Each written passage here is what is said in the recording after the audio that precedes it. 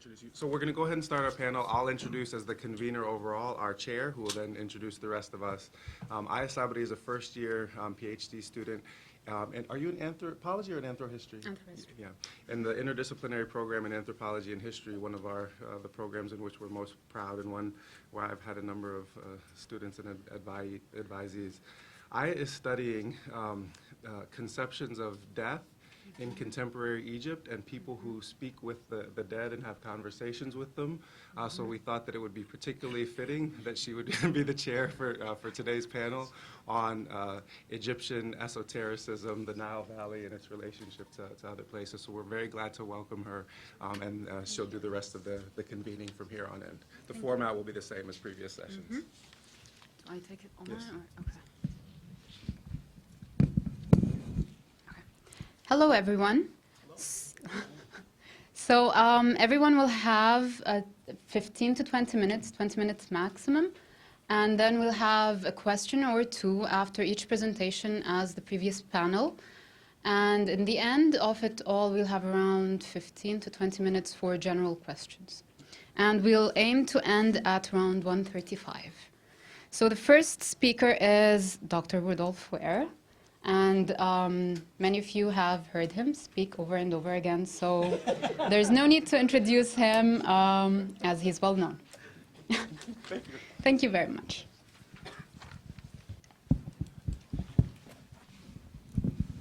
Over and over and over again. One of the people in Senegal would tend to say, he talks a bit much, doesn't he? Yes, so I'll try to actually not just be saying many words, but I'll try to say them quickly because I'm going to try to make sure that I leave time for other folks. And also because I'm going to have the opportunity to have a keynote address tomorrow evening back in this very room. So what I'm actually going to do with this 15 to 20 minute section is to first introduce the ancient Egyptians and then some of their basic religious ideas. And I'm going to do this based on three disciplines that are contributing to contemporary scholarly understandings of human history: comparative historical linguistics, physical anthropology, and archaeology. So I'm going to try to crystallize basically the state of the field in Africanist historiography from those three sources. And I'm doing this largely because we had another paper presenter drop, so there was an opportunity to add a panel. And then also I was in touch with Chris Arrett about the origins of the Afro-Asiatic language family. He's a professor at UCLA, probably the world's greatest living specialist on Afro-Asiatic languages. And when I told him what we were doing, he sent me a PowerPoint of a talk that he had given on the Afro-Asiatic language family and where ancient Egyptian fits within it, that he had given recently, and he said, you have an unlimited ijazah to present this material. And I teach in my pre-colonial Africa survey class, and some of the students from that class are here. I teach about the origins of ancient Egyptians and the origins of Egyptians' ideas with a certain amount of frequency. And just given the extent to which we're going to be focusing on where religious ideas come from and the Egyptian genealogies for many Abrahamic ideas and Islamic ideas, I thought it would be useful to show what contemporary scholarship actually says about the physical, geographic, genealogical, and linguistic origins of the ancient Egyptians. And spoiler alert, they don't look like this. This is what Hollywood wants you to think of what the ancient Egyptians looked like. This is Prophet Musa, alayhi salam, depicted by Christian Bale. Not just a white man, but the whitest of the white men. From the UK itself, and Joel Edgerton from Australia, that penal colony of the British Empire, where they sent their most infamous rogues and scoundrels. Speaking of infamous rogues and scoundrels, Charleston Heston of NRA fame is here portraying Moses in a 60-year-old version of basically the same story, with Yul Brynner playing Ramses as his opposite, just as white as these two, clearly. And notice the extras in the background. What they want you to believe is that if there were blacks in ancient Egypt, they were slaves and they were in the background, just like in this world. Notice the extras again from Hollywood, Egypt, circa 2014, with Sigourney Weaver as an African queen. Subhanallah. Keeping the visionary theme of the conference and esoteric forms of knowing, I'm going to give just a few references that come from the prophet's own descriptions of Moses when he saw him in visionary states, and these are transmitted by a number of hadiths. These circulated widely in all of the texts of biography, Tabari, Qurtubi, Qur'an exegesis, and other places. I saw Moses and he was a black-skinned man. As for Musa, he is black-skinned with kinky or curly hair. Others just actually use the comparison to wool, saying woolly hair, which will come up again because the Greeks use this same term when they describe the ancient Egyptians. He was extremely dark brown in skin color, asmar being brown here, but another color term that comes up with reference to Moses repeatedly is Adam, which in Old Arabic referred to some of the linguists would say when in reference to a human being, if the skin color of a person exceeded asmar, you describe them as Adam, very dark or black. And of course, this is also the etymology for the name of the first prophet of Islam, the first human being, Adam. And the Qur'an itself does not use any color or language, color terminology, hair texture, no physical descriptions that would give any kind of racial markers for any of the people in its stories. It's the only book, revealed book that works this way. There's no racial markers in the Qur'an. The closest thing to it is that the Qur'an says that Adam was formed from a fermented black mud, and his very name itself, as you can see, means black. And Moses was described in using the same terms. Indeed, the miracle, one of the miracles that Moses takes to Pharaoh, in addition to throwing down the staff and having the giant serpent consume all of their false magic, is he reaches his hand inside his jacket and pulls it out, and it's white. Well, what color did it have to be in the first place for it to be a miracle for him to pull it out of his jacket white? And here's a contemporary Coptic man, the descendants of the ancient Egyptians, after many years of especially mixing with the Greek and Roman populations that later came to dominate in Egypt. And Ian Moyer will talk a lot about the relationships between Egyptian esotericism and Greco-Roman Greek esotericism specifically. So basically, here's what they want you to see. Here's the Copts, the descendants of the ancient Egyptians, as they've been in the recent past. Here's a Coptic monastery in Jerusalem at the turn of the 20th century. And here is a Middle Kingdom pharaoh, royal wife and mother, Queen Taya, the mother of Akhenaten, the first documented monotheist that's documented with contemporary documentation. In other words, people in his time record him as denying the existence of any other gods except a single creative God who is symbolized with the sun disk. Here is a representation of Nefertari. Hard to mistake her for anybody that would ever look like Sigourney Weaver. A contemporary Afar, it's an ethnic group derived from the Cushitic language family, opposite a tomb painting of Seti I. Notice the hair, and also the kind of red undertones to the skin. I won't have time to talk too much about this particular mummy, but I just wanted to show you the image and then a papyrus that actually represented that person in life. And just for fun, I included some pictures of my own wife, who I find quite beautiful, next to the bust of Queen Taya, because the first time I saw that bust, I was like, that is crazy. It's a spitting image. So she'll do a presentation tomorrow at the Muslim Center about her book, Fire and Clay, and the relationship between human beings and jinn. But also not to be mistaken for Sigourney Weaver. So racial politics is what's about the representations that you see in Gods and Kings. Any characterization of the race of the ancient Egyptians depends on modern cultural definitions, not on scientific study. What Professor Smith means by this is that human variation does not meet the threshold of any scientific definition of race. In other words, you can use race as a term to speak about plant populations, animal populations, but it actually has to meet certain formal criteria. And while human beings do vary from one another, those variances do not meet a scientific definition, threshold for the definition of race itself. King Tut. King Tut is played by Steve Martin. King Tut, riding on a donkey, King Tut. He's my favorite honky. That was the line. Because the idea was that, obviously, the Egyptians were white people.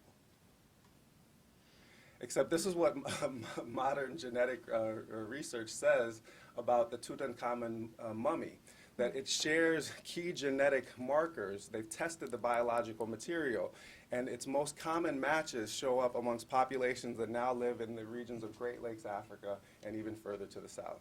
Now, that doesn't mean that Tutankhamun came from those places, but rather the people that lived in those places, people who look like this, lived in the valley of the Nile itself many thousands of years ago. So on to the slides that Chris Ehret sent, just to quickly give a sketch of some of the origins of ancient Egyptian language first.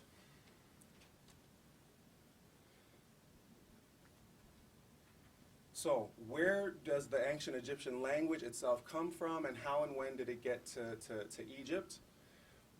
What language family tree did it belong to, and what were the other languages along that tree?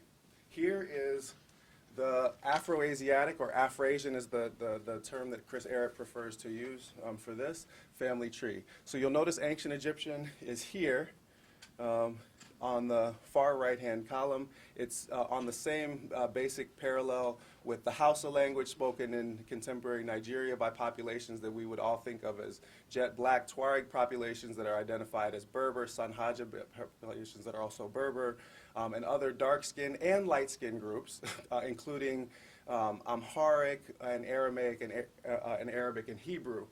But what you'll notice first is that everything that happens on this whole side of the chart is separate from the very first split that happens in the Afroasiatic language family. And that very first split, the fact that that's the first split in the family, tells you where that split took place. Because all of the languages, these few languages here on this side, you can demonstrate through historical linguistic reconstruction that they've been evolving as long as all of this other branch has been evolving. And there's as much internal variation between those Omatic languages as there is between all of the other branches as a whole. And what that tells you is that this language, Afroasiatic, Proto-Afroasiatic, was first spoken here. Because it would be impossible for it to have been spoken outside of Africa and then brought to East Africa and leave this particular linguistic derivation. It's clear that it was spoken a few hundred miles inland of the Red Sea coast, and then it split into these two branches that you see here, the Red Sea branch and Omatic. The Red Sea branch gives birth to Cushitic and a bunch of other languages, which then gives birth to a bunch of languages that get spoken in the Nile Valley, including ancient Egyptian, and the ancestor language of all the Semitic branches of the Afroasiatic language family tree then come from there into what we think of as the Middle East, something like 12,000 years ago.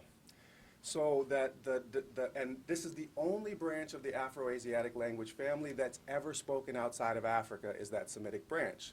So whatever we might think about contemporary racial politics or how Arabs or Israelis might define themselves in the contemporary period, historical linguistics demonstrate that their linguistic ancestors, and therefore at least some of their biological ancestors, were East Africans that didn't leave Africa in the first migration out of Africa 40 or 50,000 years ago, but that left Africa relatively recently. And they changed skin color over the course of time. You can say likewise for Berber groups that are also descended. This split happens about 6,000 BC, and where Hausa languages and Berber languages get separated from one another. But it's not just members of the Afroasiatic language family that are living in this immediate area. Nilo-Saharan speakers, contemporary Nilo-Saharan languages are like Maasai and Songhai language. They're immediate neighbors to the Afroasiatic population in that early phase, and so are Niger Kordofanian speaking peoples. And all of the languages spoken in West Africa are descended from Proto-Niger Kordofanian. So they're living close to one another, even if they eventually become different linguistic branches. The artifacts of language history are words. Through a careful process, which I can't describe because of time, and you can ask me about it in the Q&A, you're actually able to reconstruct the words that existed in each of those languages, and you create a star. It's a word that exists, that you posit to have existed in the reconstructed language on the basis of the forms that it takes in later languages. And one of these forms that you can reconstruct for Proto-Afro-Asiatic, spoken about 15,000 years ago, is the word that the ancient Egyptians used for the single creating God. Netl is how it was pronounced in Afro-Asiatic. It becomes Neter and then Netcher in ancient Egyptian. And here, on the handout that you have, is, and I won't read it because I gave it to you as a handout, is the ancient Egyptian concept of what that single creative force is. And in tomorrow's keynote, I'll talk in a lot of detail about ancient Egyptian religious ideas and the ways in which they relate to some Abrahamic religious ideas. But I just give you the handout now and sort of give you a teaser for this, that there's a very particular kind of expression of tawheed that can be found in the very earliest pyramid texts and papyruses, and you can take your time with the handout that I gave you, and it's a homework assignment now for tomorrow night's keynote. But to sum it up, God is one and alone. This is from an early German scholar. God is the eternal. He's the truth. He creates but was never created. His names are innumerable. They are manifold. None knows their number. He himself is existence, enduring without increase or decrease. I could go on, and I will tomorrow night. The Nilo-Saharan speakers that I mentioned before contribute important religious ideas to those Afro-Asiatic speakers that eventually lead on to ancient Egypt. And you can see their existence documented not just in historical linguistics, but in cave paintings in the Sahara from the time that the Sahara was an inhabited region. And those of you that are in 246, we talked about this. We didn't talk about it so much with History 245. But this was a region, and these are actual paintings that Saharan populations drew of themselves and the game that they hunted. And which is not surprising since they lived in that area and migrated into those uninhabited regions. And what they left in the regions of the Upper Nile were these megaliths, which were charted to match the constellation Orion. You'll notice the 3 stars in the belt and the rest of the shape, which also, by the way, is the way that the Egyptian pyramids are laid out. In Nilo-Saharan cosmology and later ancient Egyptian religion, the human beings are trying to create a mirror of the heavens upon the face of the earth. And this has particular resonances when you start to understand the relationship between the barzakh, which is a space of lights, which then has its reflection in the physical manifestations of the heavens. This is what Imam Fode was talking about with respect to the Ibriz of Abdulaziz ad-Dabakh, and I'm going to talk about it at length tomorrow evening. Those, by the way, alignments of those megalithic arrays accord with the location of those stars during the 5th millennium BCE. So they were charting the heavens and making megaliths 7,000 years ago. So before the obelisks, the megaliths. And not just in Egypt, but also in Ethiopia, because those Ethiopian populations are directly connected to those early Afro-Asiatic populations. These are African Stonehenges. Nabtaply is the location of the one I just showed you. I won't be able to go into detail about this one, but this is one of the first artifacts found. It's about 500 years before the beginning of the dynastic period in ancient Egypt. It's the first time that what will eventually become the Egyptian crown is used. But it's not used by Afro-Asiatic speakers. It's used by Nilo-Saharan speakers, and it's actually first used in Nubia. The very idea of kingship itself comes into Egypt from southern Africa, as does the burial of cattle and grave goods, which you later find in the Egyptian tombs. But particularly the burial of cattle is interesting because cattle become an important symbol of the sky divinity in Egyptian cosmology. And the name for this divinity comes to the Greeks as Hathor, Het-Heru, the house of Horus, which is the sky. And as soon as the children of Israel leave Egypt, and as soon as Moses has his back turned, what do the children of Israel build? A calf. Key features of the cosmology were present 6,000 years ago. The kingdoms themselves were present 5,500 years ago. I won't be able to go into the details about historical linguistics any further. We'll go to physical anthropologies just very quickly. biological affinity between ancient Egyptian remains and Upper Egyptian, Nubia, and sub-Saharan populations. That's the basic consensus of modern physical anthropology. Egyptians didn't look like Roman busts. They looked more like this Greek bust of a sub-Saharan African, which was just recently found and put on display at the Virginia Museum of Fine Arts. There's other particular markers. Septal apertures. This is a kind of genetic mutation that is inherited hereditarily. Professor Shamarka Keita recently did a presentation on this. You find very high incidence of this particular genetic mutation in ancient Egyptian physical remains. You only find it amongst 0.3% of modern Greeks, 4% of Euro-Americans, and a very, very small percentage of European population as a whole. But you found it in 90% of the remains of the African human remains that they found in southern Africa from 25,000 BCE. You find it amongst 50% of the modern Somali population. It's a genetic marker that's closely associated with African populations and doesn't occur amongst other folks. It does occur amongst American blacks. This is from an old study at a rate of about 20%. There's other markers. This is haplogroup testing on the mummy of Ramses III, which assigns him this particular chromosomal haplogroup E1B1A. And here are its contemporary distributions among sub-Saharan African populations. It occurs at this rate among those populations, and at those rates amongst Arab populations. The ancient Egyptians were not a Semitic people. They were an African people, and it's actually registered in their physical remains. Semites came from the ancient Egyptians, not the other way around. I won't be able to get into this in any kind of detail, but this is another one of the mummies. This one comes up in my talk tomorrow. There's at least one scholar who wrote this book that thinks that this is actually the mummy of Joseph. We'll talk about that on Saturday. But these mummies have all been subjected to systematic genetic testing, and they show up with similar chromosome markers as the ones that you find previously. And here's Amenhotep, Akhenaten, the first documented monotheist. I want to end by saying that in spite of the fact that these mummies and monuments looked at the way they look, and the fact that you can actually reconstruct on linguistic, archaeological, and physical anthropological bases, the fact that Egypt emerged essentially from sub-Saharan sources, although there are obviously other people coming into the Valley of the Nile over the course of history, that in spite of the fact that this is now actually scholarly consensus among Africanists, that you don't see it reflected in popular culture because people see what they want to see when they look at ancient Egypt. Okay?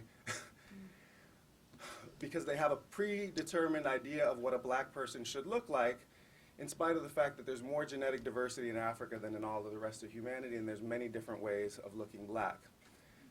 But the stakes in this story haven't changed. This is from a contemporary website by an anthropology student who gathered up all the busts she could find of late Greek period Egyptians and said the Egyptians weren't black. Here's the modern Egyptians and the ancient Egyptians. Not much change, I'd say, except that we know that most of the people in this montage would identify themselves as Arabs, and that Arabs came into Egypt with the Muslim conquest in the 7th century CE, and their genetic material is in no way related. The point is that there's still a concerted effort to keep Africa outside of the story of ancient Egypt because there's important stakes in it. Racism is alive and well. This is not just in looking at busts, but also in physical DNA. This is actually one of the people who discovered human DNA in the 1960s, and he said recently that he says he's gloomy about Africa because our social policies are rooted in the idea that their intelligence is the same as ours, but testing says it's not so. And anyone who's had to deal with black employees knows that. He sold his Nobel Prize for the discovery of DNA at auction because he was going broke after he was ostracized for these comments. And a Russian billionaire bought it from him for $4.75 million and returned it to him. Keep up the good work. He's not Russian. Thanks, Sasha. I'm sorry. This one's Russian. There's one contemporary scholar. Sorry, I don't mean to put you out there. And spasibo vam bolshoye for your presentation earlier today. But there is also, now it looks like I'm picking on the Russians, but there's one scholar of the Afro-Asiatic language family that also tries to maintain, in spite of the overwhelming linguistic evidence, that actually Afro-Asiatic was first spoken in the Middle East and then imported to Africa. But he's actually a scholar who is on the payroll of the Israeli government. Because the idea that Jewish people could be recent descendants of Africans is so impolitic that it's simply unacceptable. And similar things could be said about the idea that Arabs could be relatively recent descendants of sub-Saharan Africans as well. And Imam Dawood Walid will talk about some of the color language terminology that's used in early Islam that doesn't always separate Arabs from blacks. The stakes are the same because white supremacy is alive and well. This is a website, March of the Titans, A History of the White Race. Although situated in North Africa, Egypt was settled by 3 white groups, Mediterraneans, Proto-Nordics, and Nordic Indo-Europeans who penetrated the territory in a wave of Indo-European invasions. But there were Semites and blacks lurking in the background. And this was to be very, very bad for Egyptian history. This is a contemporary site. And here's the comment section. Raymond Dart reportedly said the earliest population of Egypt were Nordics. Anyone know about this? They found one blonde mummy in a tomb with 1 million mummies in it. And this becomes the point of a comment on this site. No, but the whole world knows for sure that the only people advanced enough to build a civilization like that and maintain those pyramids were African blacks. Pity that white racism lowered their IQs and caused them to go live in dung huts.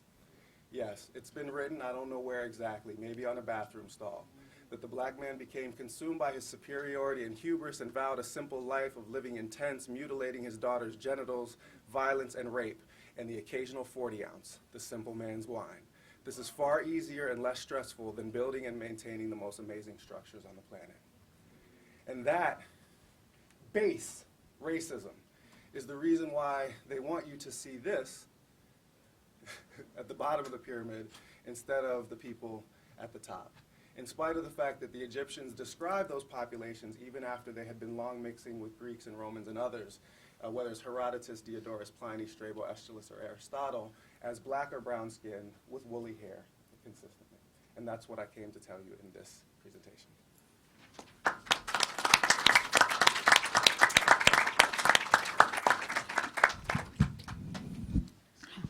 And I know we've gone long, so I apologize. Thank you so much. Any questions? Here. Yeah. Thank you, Professor Ware, thank you for a very comprehensive, and even though it went long, a concise summary of loads and loads of literature on this. My question is kind of one of strategy of dealing with this kind of persistent racial bias. Yeah. I mean, one strategy is to do something like what you've done, or what somewhat more extreme Afrocentrist authors have tried to do. Another strategy is to, I think, question the very validity, as you did at the beginning, and the value of these racial categorizations. Like, so what? The ancient Egyptians didn't think about things in terms of Negro and white. Neither did the Arabs who came through there. So as Neither did the Qur'an itself. Neither did the Qur'an itself or any of this. So when presenting this, okay, so the Egyptians looked like me or darker, but at the end of the day, kind of, so what? So what? The bigger point may be that these aren't categories that they thought in, and that maybe these aren't categories that we should even be arguing in, and that, like, we should just think this is, let's just throw away that, 16th, 17th, 18th, 19th, unfortunately 20th and 21st century paradigms of racial ideology and thinking, and see if we can move beyond it. Yeah. I mean, what would you say to a comment like It's that? an excellent question, and that's actually how I end my unit on this in History 246. I gave a little different version of this here for specific reasons. But what I'll say is I would agree. First of all, I agree with you completely in principle, and that's actually the concluding remark of my keynote. The scholars, and I'll talk more about the scholars who did this particular research, but people like Sheikh Anta Diop, people like Martin Bernal, people like Ephraim Isaac, when they've pointed this information out, it was never to make any kind of proclamations of racial superiority. It was only to deny racial inferiority. And that's only the reason why I present the material in this particular way.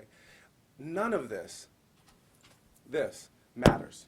The Qur'an says so repeatedly, except that if there's a systematic pattern of lying and exclusion to keep a particular group of people out of human history, just on the virtue of the fact that a certain group of Europeans kept them as slaves for a particular period of time in human history, that is something that's worth combating directly and on its own terms, even if you don't accept, and I do not accept, any kind of scientific validity for race. Because, and this was something that Steve Fireman, my PhD advisor, said. He said that the problem with not addressing meta-narratives directly and just working around them is that they tend to leave meta-narratives intact. That you actually have to confront them to some extent in their own terms. Otherwise, you can't get people to transcend them. So while I think that ultimately race is insignificant, and not a thing. Human variation exists, race doesn't with respect to human beings. Nonetheless, these were African people. And they were African people and the Qur'an doesn't use any color terminology for any human beings to describe them, but historically speaking, whatever the original teachings of Idris were, both the one giving those teachings and the ones receiving those teachings did not look like this. And that's worth reminding people of in this particular day and age, and that's what I'd say. But the broader subject of your intervention is the subject of my talk tomorrow night, so please do come for the keynote. Thank you.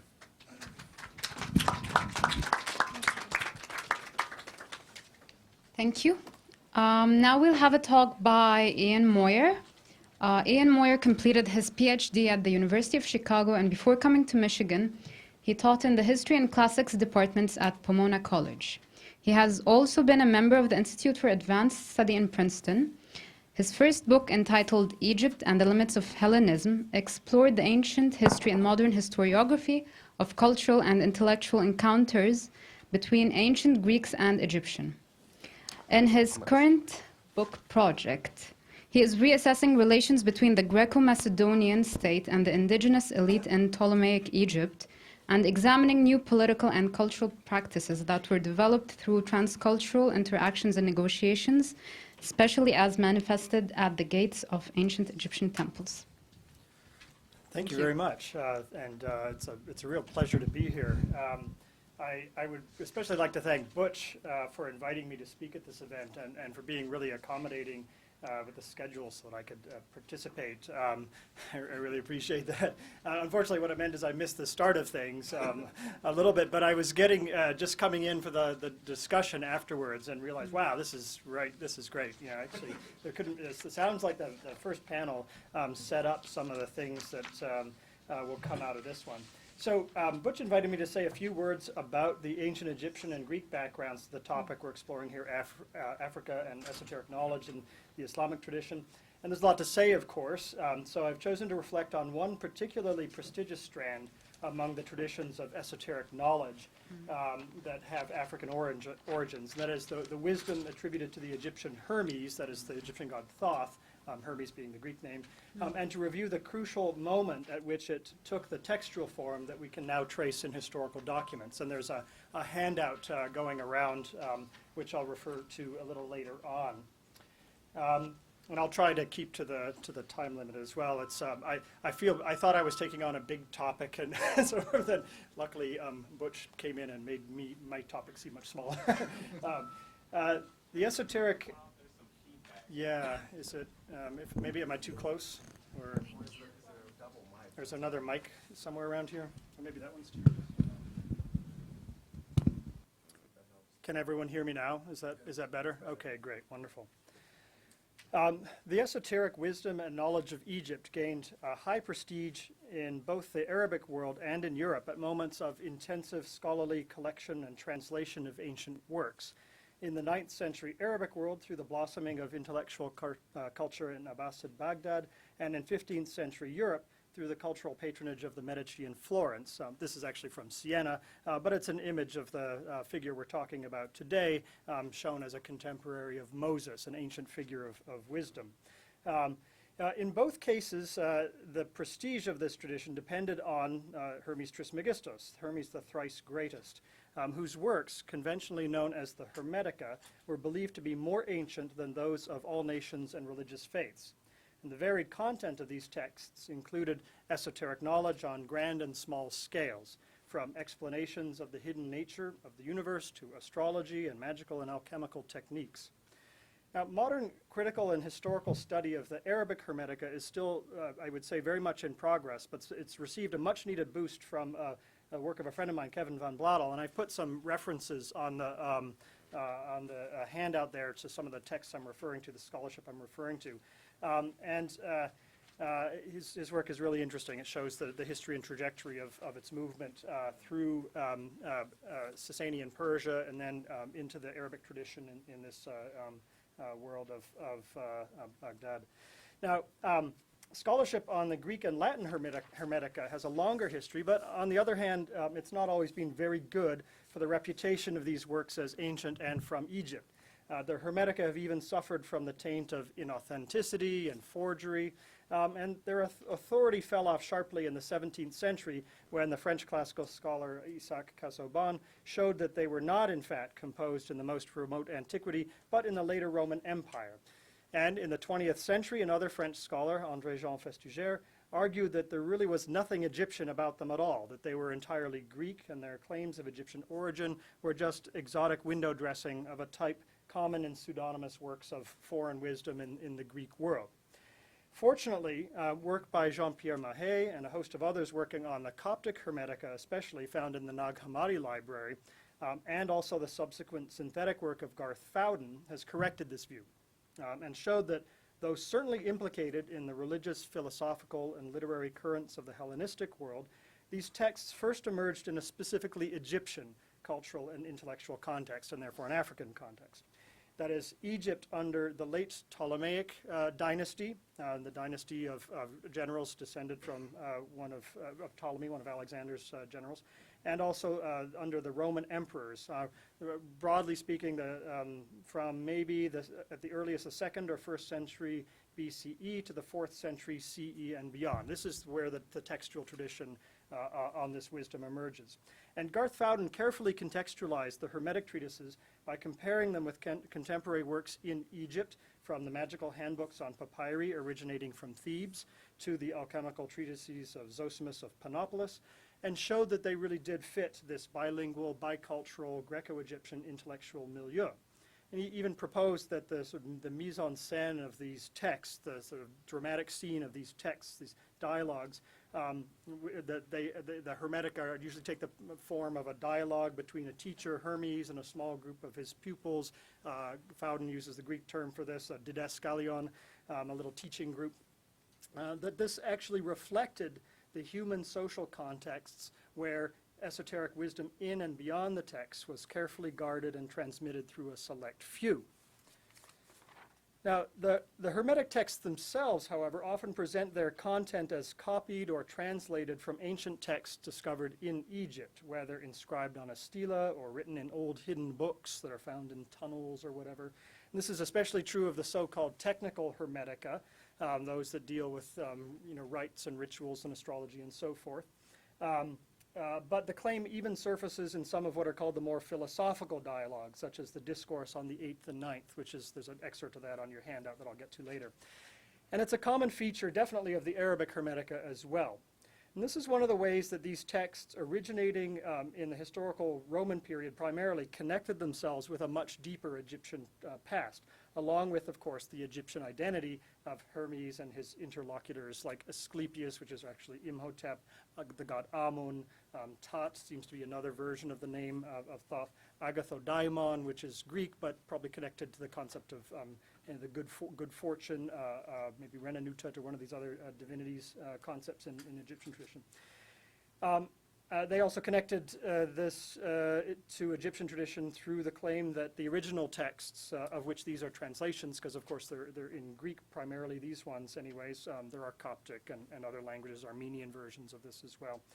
The claim that these original texts were composed in hieroglyphs, that is, of course, the sacred writing that was the preserve of Egyptian priests and the venerable temples of Egypt. Now, the question, of course, is, can we can ask, maybe somewhat naively, I suppose, can these works actually be traced back to this world, the world of the Egyptian temples? And I still ask that, so, even if it sounds a bit maybe naive in some contexts, because despite the work of Fowden and important developments in the study of Coptic and Demotic Egyptian texts, Demotic being the latest form of script and language of Egypt, aside from Coptic, of course. This question of origins still lingers in the air, partly because it's been entangled in kind of essentializing debates over syncretism, cultural authenticity, and so on, which have really hurt more than helped. I'm going to focus attention to in the frame of my discussion to look at how the recent scholarship has reshaped how our understanding of how the esotericism of Egyptian temple traditions was embodied and contextualized in the historical context in which the Hermetica were created, that is, this late Ptolemaic and Roman period. This was a period of broad changes, both in the way that secrecy and secret knowledge was preserved and instituted, and in the context of that esoteric knowledge. I can't possibly delve into all the details of the content of the knowledge. The issue is really very tangled. It's detailed and thorny. It's a kind of exegesis of tiny little elements and so forth. In any case, I take it as a given that Egyptians of the priestly classes, these indigenous intellectuals of Ptolemaic and Roman Egypt, participated in the cosmopolitan, multicultural, multilingual intellectual currents of their wider world. They were not isolated figures in temples, but very much part of an international intellectual world. And so they combined their deep learning of Egyptian temple traditions with knowledge from other traditions that they had learned about. So instead, I'm going to follow a broad shift from the temple. 10 minutes. These topics are so big. I'm going to follow a broad shift from the temple to Fowden's didascalia, okay? And in doing that, we may be able to trace some of the ways that the Hermetica were a product not only of cultural and linguistic translation, in some cases, from an Egyptian world and cultural milieu to Greek or Coptic or whatever, but also spatial translatio. The Latin word translation really means to carry something across, So I'm going to be talking about a shifting of the spatial and social context of discourse that's occasioned by the changing historical conditions of the time. This was basically a decentering, a shift in the physical and social background, hence my title in part, of the text that is both literary and historical, and may well have provided the epistemological framework of this esoteric knowledge, and a model basically for instituting its preservation, its propagation, when its traditional foundations were under duress. So back to here, and we're going to take a look at, take us to Edfu Temple here. Can we trace esotericism back to the temples of ancient Egypt? Well, yes, but in different ways than the Hermetica, of course.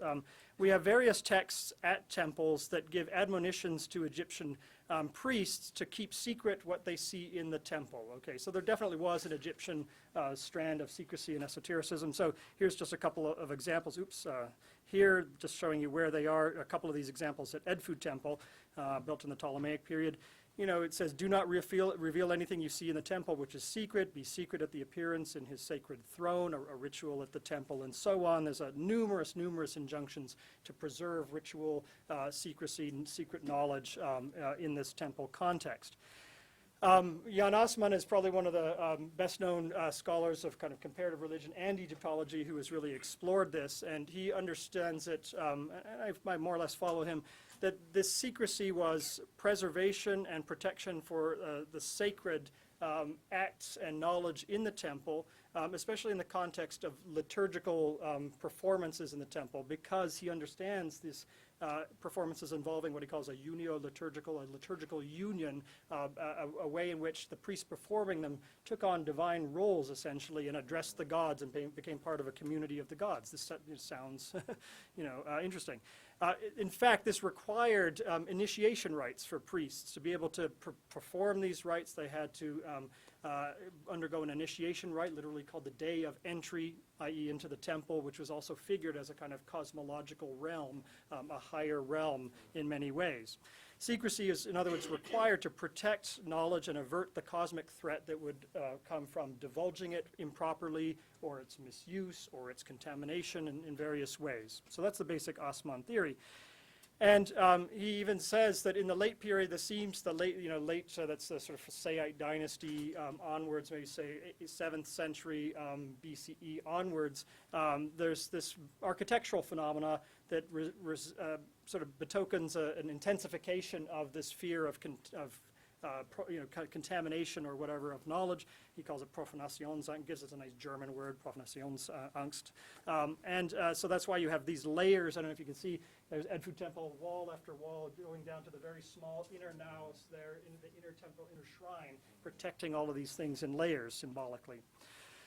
Now, so how do we get from there to the Hermetica? Well, partly through the process of the establishment of the Roman imperial administration in Egypt, which led to a number of important changes, and you can see them listed here. Basically, the economic foundations of Egyptian temples were undermined by the confiscation of temple estates, state supervision of priestly status, the ending of what had, under the Ptolemaic dynasty, interestingly been a bilingual legal system using both Demotic and Greek documents in many cases. Priests, the Egyptian elites, actually served in many administrative roles in late Ptolemaic Egypt especially. So they had a great deal of interaction and a significant place in Ptolemaic government, but this gets stripped away under the Roman administration with a variety of consequences. And David Frankfurter is someone that has explored this in interesting ways and shown how this is a very gradual process over a couple of centuries, I would say. It doesn't happen overnight, but under the pressures of the Roman administration, the other social dimensions of the roles of priests, dimensions of the roles of priests start to become more salient. They start to go into, if you will, more private practice away from the temple, healing, divination, non-temple rituals, and so on. 5 minutes. But this is also the context in which the Hermetic didascalia are emerging. Okay, so this is contemporary with this. And what's interesting under this kind of fiscal and administrative pressure from the Roman administration, it's contemporaneous with an apparent explosion in Demotic Egyptian literary production. It's really interesting. It's almost like maybe they're sensing the end and codifying a great deal of knowledge. Among these is a very interesting text known as the Demotic Book of Thoth, published about 10 years ago by Richard Jasnow and Carl Theodor Zautzik. And it's an interesting transitional piece. I like to think of it as and others do too, it's not original to me, think of it as a transitional piece between the world of the temple in many ways and the world of the Hermetic teaching groups, because it's a fragmentary sort of compendium of all sorts of ritual knowledge and scribal knowledge, especially about the techniques of scribal practice and so forth. But it's in a dialogue form, interesting. Now, it's not that there were no dialogues in ancient Egyptian, but it's not as common a genre as, and it's kind of Greek. But it's a dialogue between Hesrech, he who praises knowledge, and Merech, the one who loves knowledge, and Thoth is thought to be behind the Hesrech. And there's references to all kinds of esoteric knowledge, but the fundamentally interesting thing about this is it seems to involve, at least in part, an initiation into the house of life, the temple scriptorium. And it's full of esoteric knowledge, but it's very acutely tied to the temple context in its references to specific shrines and rituals and equipment and so forth. And it may well have actually mirrored actual ceremonies that took place in the House of Life. Here's one at the Edfu Temple, a shrine of one of the shrines of the House of Life, where these kinds of rituals may have undertaken. It may be that the shrine of the House of Life is the so-called Chamber of Darkness, which is referred to in these texts. And I just happen to have a photo of a friend of mine going into the darkness, so I couldn't resist.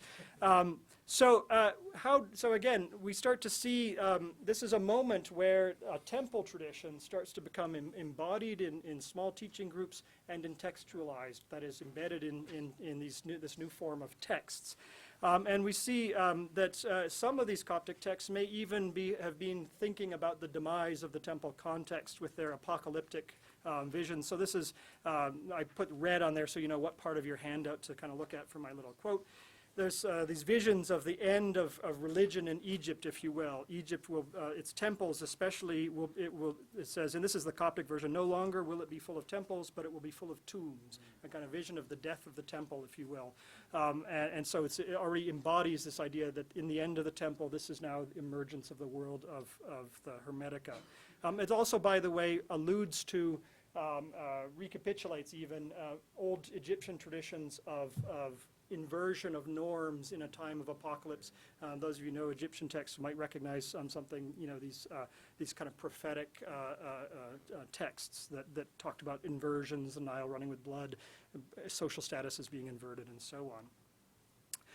They allude, here's an example of them alluding to the writing of these texts as temple texts. So the instruction at the end of the discourse on the 8th and 9th in this Coptic text, it says, my son, Asclepius speaking, my son, write this book for the temple at Diospolis, that is Thebes, in hieroglyphic characters, and gives a long description of this elaborate, very Egyptian-looking thing that's it's supposed to be. Write an oath on the book, lest those who read the book bring the language into abuse and not use it to oppose the acts of faith. This is part of the Hermetic cosmology, that higher knowledge is used to resist the powers of fate and so forth. They should submit to the law of God, and so on. What's interesting about this for me is that, not only does this give an Egyptian origin to it, but it also sets up the need, in the second part of this paragraph, he will not be able to read the things written in the book, although his conscience is pure within him, since he does not do anything shameful, nor does he consent to it, but rather by stages he advances and enters into the way of immortality, and thus he enters into the understanding of the 8th that reveals the 9th. It imagines the need for, as someone was mentioning in the a supplementary oral teaching and institutes that, even though this is in a text, right? We get a particularly amusing version of this, I think, in the 16th treatise of the Corpus Hermeticum, which is also up here, where Egyptian language is praised as being particularly powerful, and imagines the translation into Greek and says that this will be bad for these texts and their power will be lost. Once again, instituting a kind of need for the special knowledge of Egyptian teaching to carry these texts to their full power. So I think I'm out of time, right?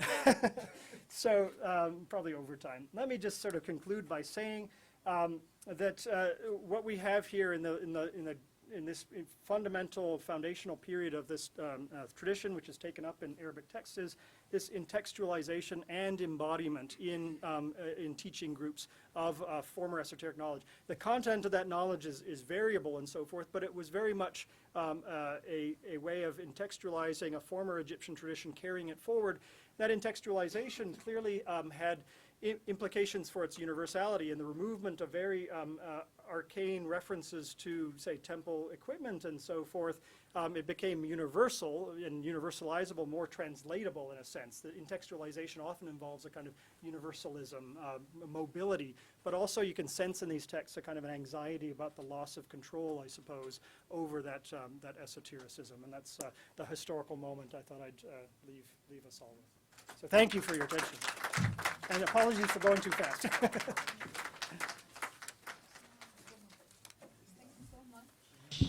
Yeah.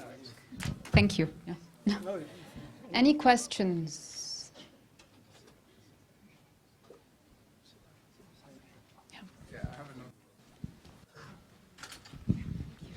Thank you very much for that amazing presentation. I had two just kind of thoughts. One is just a thought that I'll just say. The kind of destruction or end of the temple period under the Roman rule, yes. and the kind of anxiety that you feel in the text, actually to me was quite reminiscent of texts that I've read by West African masters and other North African masters during the colonial period. And they were actually destroyed in similar ways. They take away the awqaf, the like funds, the endowments that maintain the mosques and the madrasas and things like that. So it was this very fascinating parallel that just struck me. No, thank you for that. And can I get some references from Yes, from yeah. later? Thank you. And then the second one is another, in addition to the Hermetic tradition, another tradition that was very influential in Islamic and other worlds, that also was at a time centered in Alexandria with Plotinus, the Neoplatonic tradition. Yes. Get you to switch mics down because this is the offender we found. That's the. And I was wondering if you could perhaps say something about the Neoplatonic tradition and this in its Egyptian context, Right. and what kind of role it's being situated in a cosmopolitan Alexandria I believe it was Plotinus who was Egyptian, for instance, and one of the key figures of the Neoplatonic school of late antiquity, and very much so. Many of the cosmological structures of the Hermetica have deep parallels with the Neoplatonic tradition, a great deal of overlap in the intellectual personnel, in the intellectual circuits that are involved there. So absolutely, I think they are very integrated, and you could even draw other kinds of connections. And so there's some people trace, say, Stoic cosmological principles in the Hermetica and in Neoplatonism, which is a kind of a synthesis in many ways and an exegesis of earlier philosophical traditions. But Stoicism too, its founder was thought to be a Phoenician. So from the parts of the world not Greek. So there's the essentialism of Greek philosophy just doesn't hold together here. These are people working very much in a milieu of cultural contact, teaching, interaction, sharing, and some of the great originators are, we don't know much. We know Plotinus was Egyptian, whatever that meant for Greeks in the day. But again, as we were talking about the racial discourses in here, there's clearly a kind of Egyptian cultural pride and an assertion about Egyptian language and knowledge and so forth, but without a kind of racial sense to it. And that's fascinating to me too. So we have truly in this.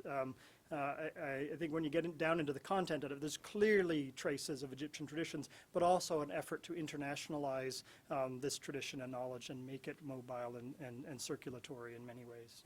Thank you. Yeah. Can you go back to the second to last slide? Okay. This one, yeah. And I know that because of other commitments, you were unable to be here for the keynote last night. Sorry. I wanted to draw everyone's attention, and Imam Fode walked in literally as this was happening. But on the right side of the page, the very quality of the speech and the sound of Egyptian words have in themselves the energy of the objects they speak of. Yeah. This was one of the key themes that Imam Wonderful. Fode touched Yes. upon. And that's a deep Egyptian tradition as well. There's again that's why I underlined it, is that the idea of creative utterance in cosmogonic texts is very important in the Egyptian tradition, and here we see it, one of the things that's held on to as essential in this internationalized version of Egyptian. Thank you for drawing that point together. I would also say, let me say, do I have one more cool point? So, I know there's so many cool things in this stuff. This is framed as an address to a king too, which is also a very traditional Egyptian genre for the presentation of knowledge. It's just being taken out of historical context and transposed to the divine realm by making the king a god and the writer of the letter also a divine figure. So there's interesting ways in which this intertextualization process has tried to not tie it to the temple as it's dying away. Yeah. And any other? Or we're really out of time now, aren't we? Thank you so much. Oh no, thank you. Our next speaker is Imam Muhammad Mendes. If I can ask him to go to the podium and the rest of the speakers to join me here, Okay. instead of being alone. Imam Muhammad Mendes serves as founding director of Sacred Service for Human Liberation and the African American History and Development Institute, as well as a community imam and instructor of Arabic and the Islamic theological and metaphysical sciences at various mosques and schools in the metro Atlanta area. After embracing Islam, the way of life, following a life-changing trip to Israel at the age of 17, he specialized in Arabic at the university level and has been trained for over 2 decades in the classical Islamic sciences by notable scholars from around the world, including Sheikh Alfa Ibrahim Makana in Nigeria, Sheikh Murabit al-Hajj in Mauritania, and Sheikh Muhammad al-Ninawi in Syria. In addition to establishing the annual Rawda Deen Intensive in 2003, a grassroots educational initiative, he has focused on translating and teaching rare Arabic manuscripts from West Africa, authored by her greatest spiritual and intellectual giants. Imam Muhammad Mendes teaches a radically non-sectarian, non-misogynistic, and non-violent methodology of Islam, rooted in its classical and intuitive traditions, positively engaged with society, and appreciative of human diversity. That is empowering to women and youth. He gives lectures to and leads retreats with diverse audiences throughout the United States and the world. He is based in Atlanta, Georgia, where he lives with his wife and 5 very energetic children, and can sometimes be found composing poetry atop Stone Mountain. Thank you. I mean, may God make whatever was said of good be true. How's everyone doing? Assalamu alaikum, peace be upon you. Good afternoon.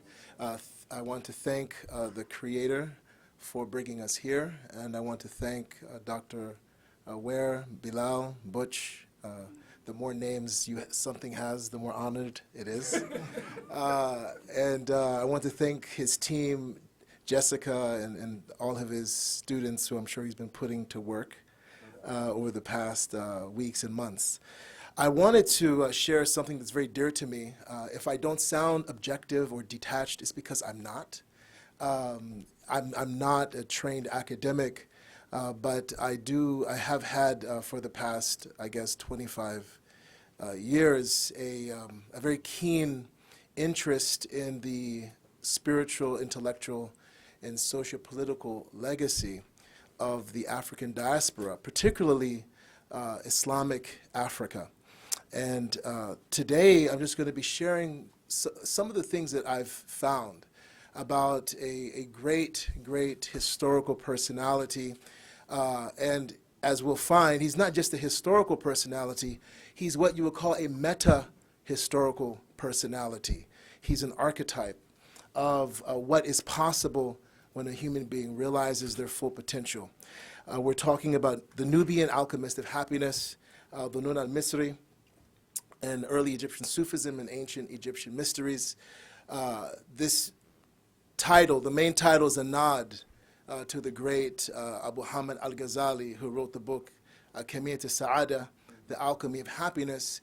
While it's not, as far as I know, we have no historical documentation that Imam al-Ghazali was a practicing alchemist.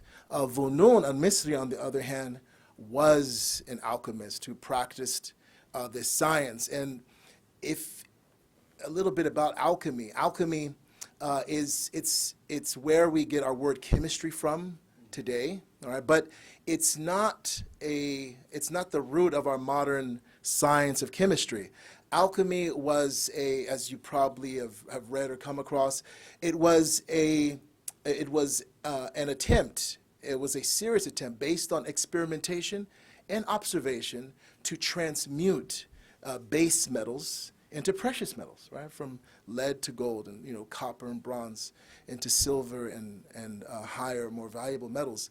But the alchemist was not only involved in a pursuit of material grandeur and riches and wealth, but the alchemist was also in pursuit of transforming the inner metal of their soul. There's a saying attributed to Prophet Muhammad, God bless him and grant him peace, "An-nasu ma'adin," that human beings are mines. Human beings are mines. So there's some of us who are copperish, some are bronze, some are gold, some are silver.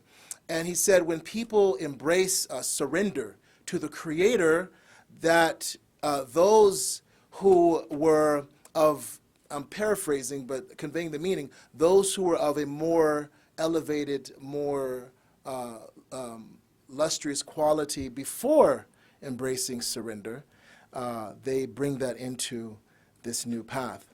Dhunun al-Misri, and I think this quote from him really summarizes his approach to alchemy, his approach to all of the different areas of human knowledge and endeavor that he engaged in.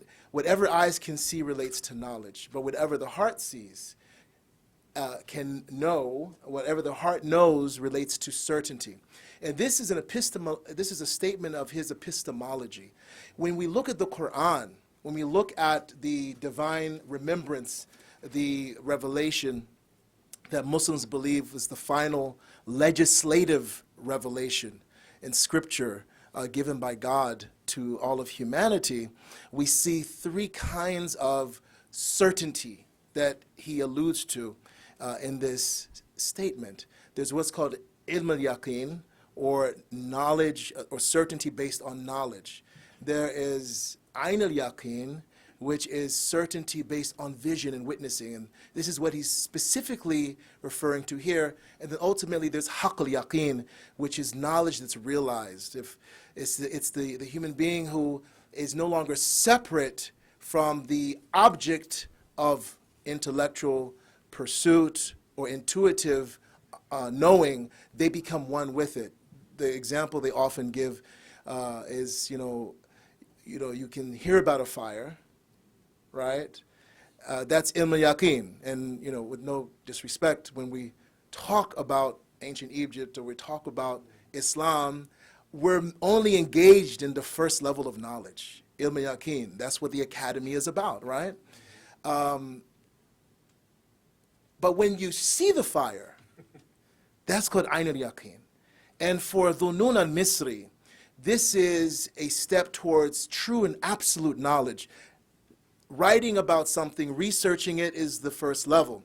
But actually witnessing it and seeing it for yourself, that is when you know that your knowledge, that your knowledge is real, and it's beyond your biases, your cultural, socio-economic blind spots. And then finally, there's what's called haqq al-yaqeen, where you don't just see the fire, you actually jump into the fire, right? And it consumes you, right? It consumes you. There's no separation between you and the fire, or you and whatever it is that you are studying. Why Dhunnun al-Misri?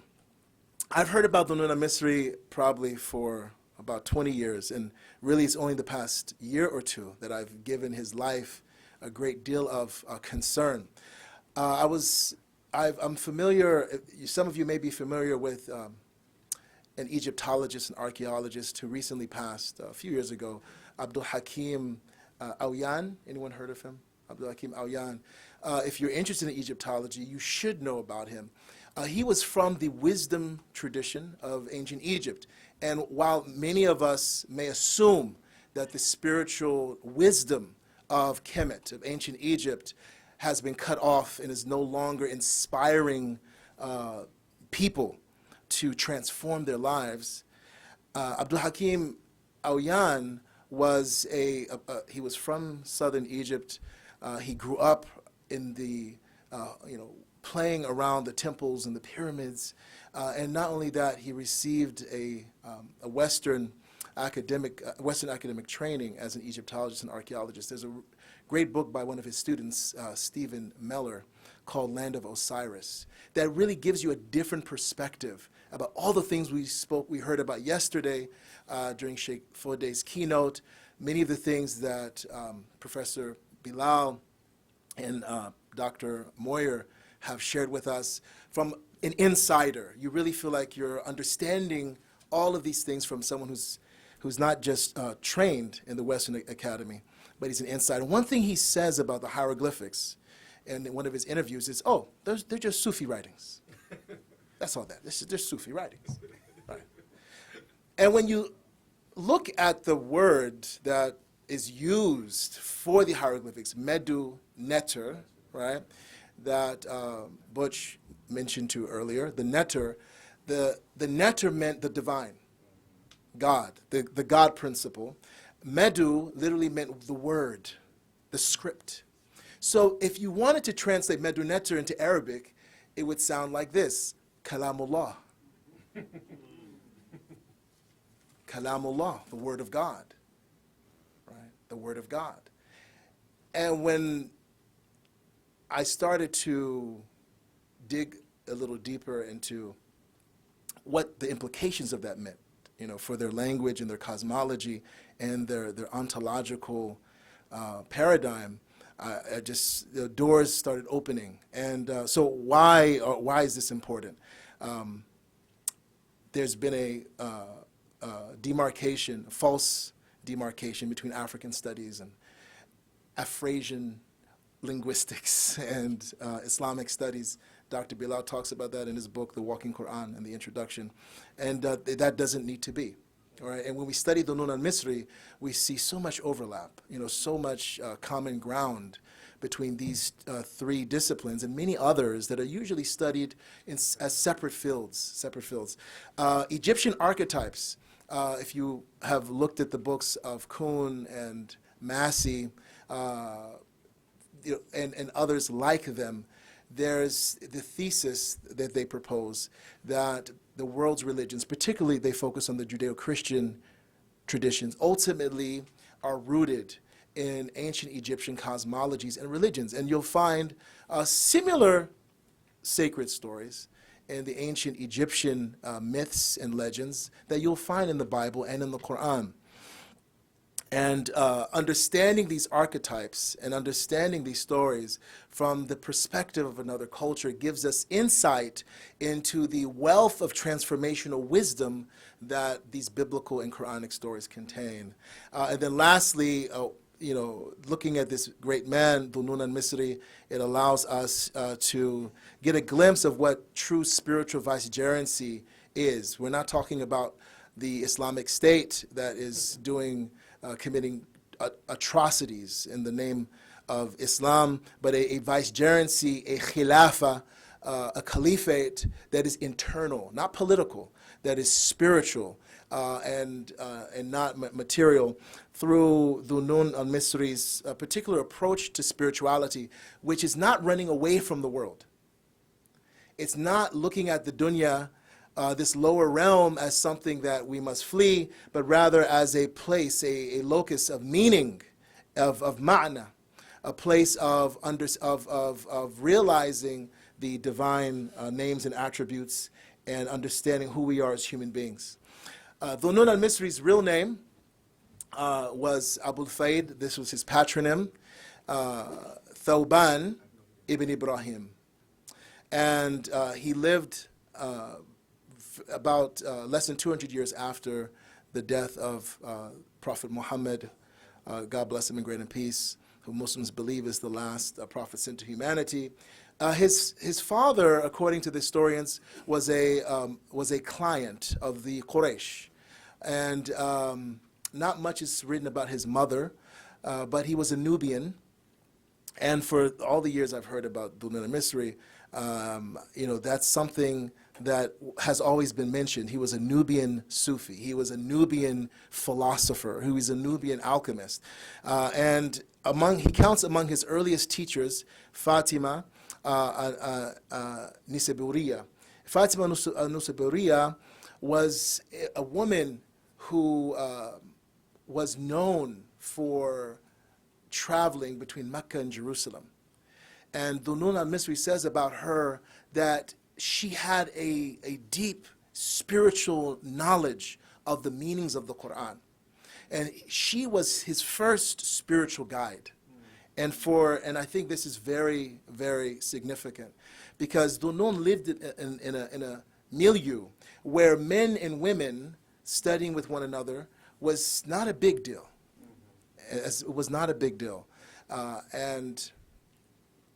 But there's a lot you could say about her. There's a quote I have from her here: "Whoever doesn't have God in his consciousness is erring and in delusion.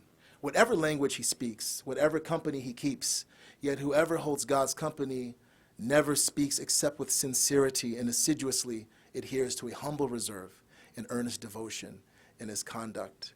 One of her students came to her and said, "I've come to serve, to get close to God by serving you." And Sayyidah Fatima responded to her, "Why don't you seek closest to me by serving God?"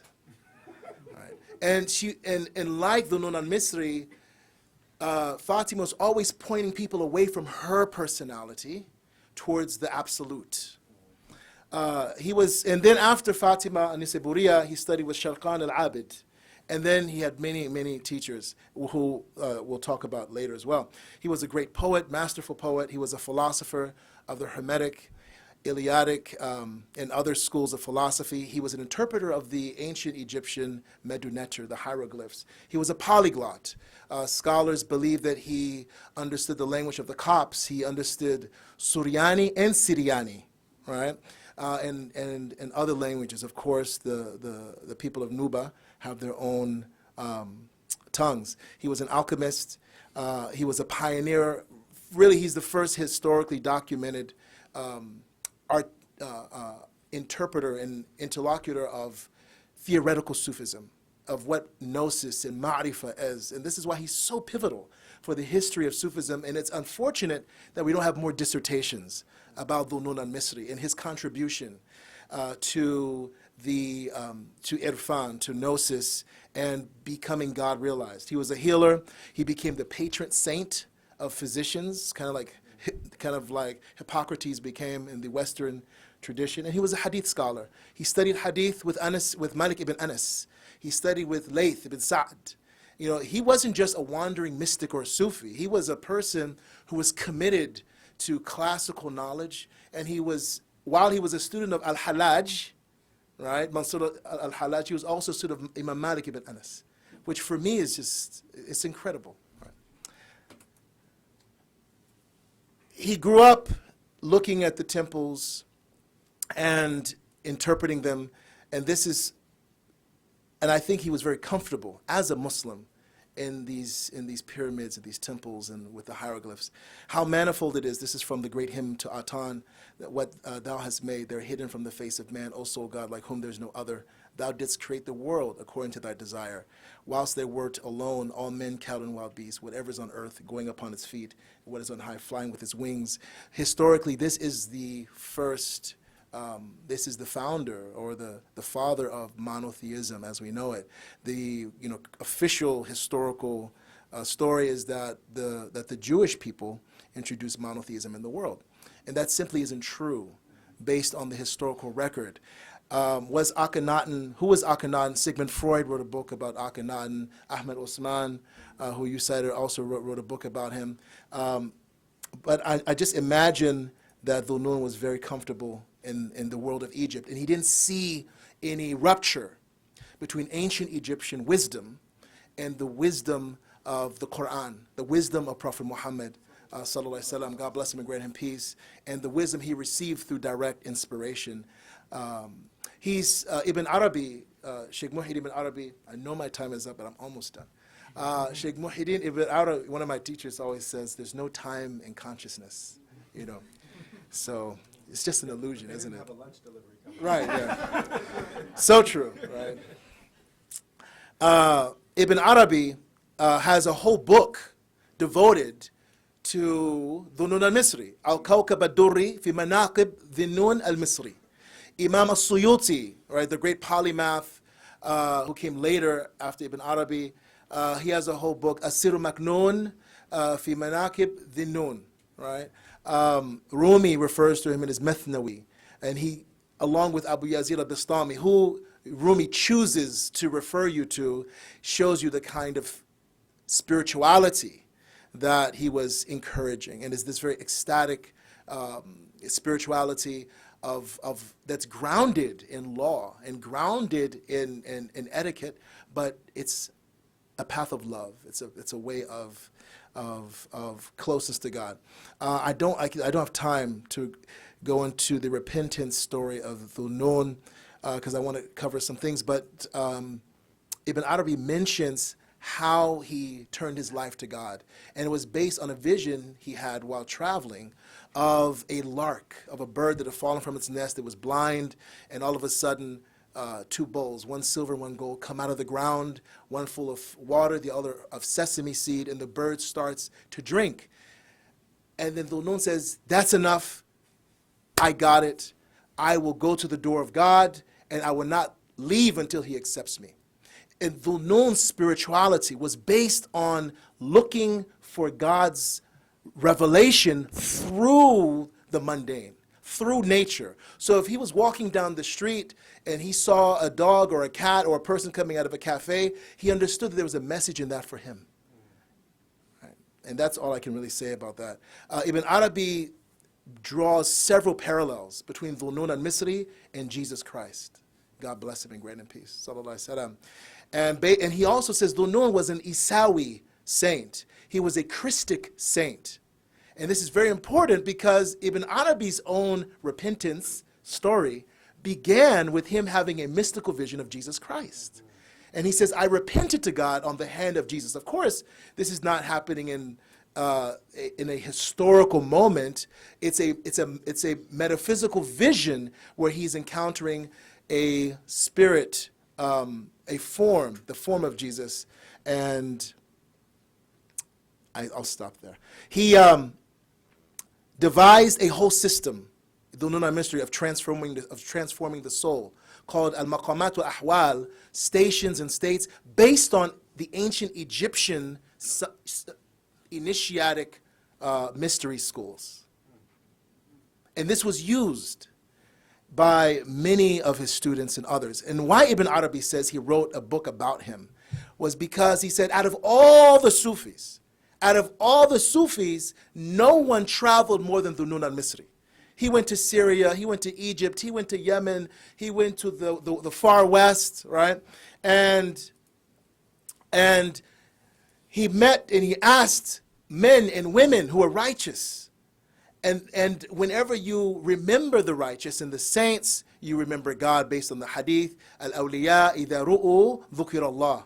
The saints, when they are seen, God is remembered. So he says, by remembering Dhunnun, we're remembering all the saints. And when we recollect and reflect on all the saints, we're reflecting on God.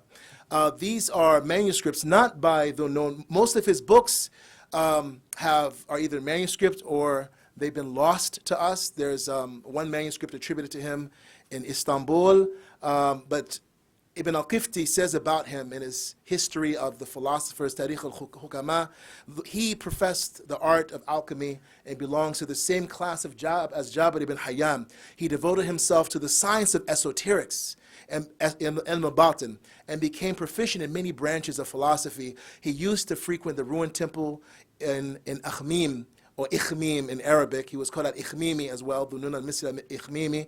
And it is said that knowledge of the mysteries therein was revealed to him by way of saintship. So, and this is, the whole, where does authority and knowledge come from, right? Must there always be a historical chain connecting you to a lineage of teachers? Or can a person receive knowledge that is authoritative and viable through inspiration? Right? And so this knowledge, what he's telling us here is that this epistemology closes the door on no human knowledge that's ever existed in human history. If a person does the work of purifying their hearts and giving something their time and attention, as George Washington Carver said, I found, the great scientist, inventor who lived in southern United States, he said, I found that anything I give my love and attention to will ultimately give up its secrets to me. And I found the same is true of human beings. Right? And this is what Dhunnun al-Misri did. He said, one time he repeated all night, ask for yourselves what I have found. I have found a place where passion for him no longer knows pain. If I'm distant, he brings me close. And if I'm close, he brings me closer. So with Dhunnun al-Misri, there's no despair that God will reveal himself to you and take you by the hand. And on the right here is a statue of one of the wives of Tutankhamun, who does not look like Sojourner Weaver either. This is in the city of Akhmim, where Dhunnun al-Misri was born and where he lived many of his years. So this is one of the, icons that he grew up with. And notice, unlike Daesh, the Islamic State, Dhunnun, who was a batal of Tawheed, he was a hero of Tawheed. He didn't take an axe and destroy this, right? Saying, oh, it's a three-dimensional, No, but he took meaning and he lived in this milieu. And then on the left, is a manuscript showing ancient Egyptian hieroglyphs and alchemical instructions and other very important information. Thank you so much. There's a lot of other things I wanted to say about hieroglyphs in Arabic, but Sheikh Fode and Butch have done so much, and so I don't feel a need to go into that. But may God bless you. Thank you for your time and attention.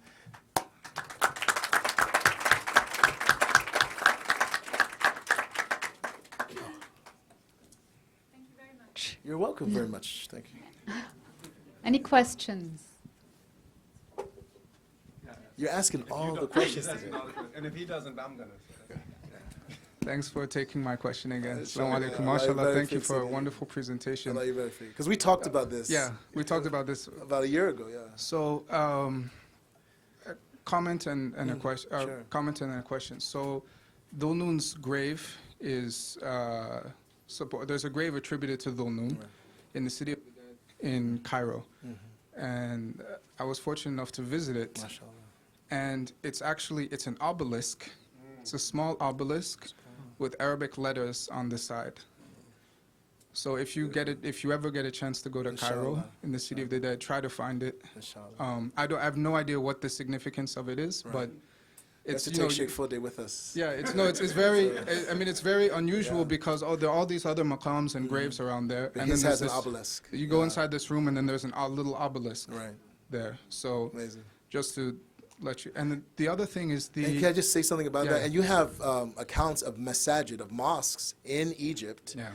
that had hieroglyphs on them. Yes. Right? There wasn't this aversion, to non-Arab ways of showing piety and devotion. Yeah.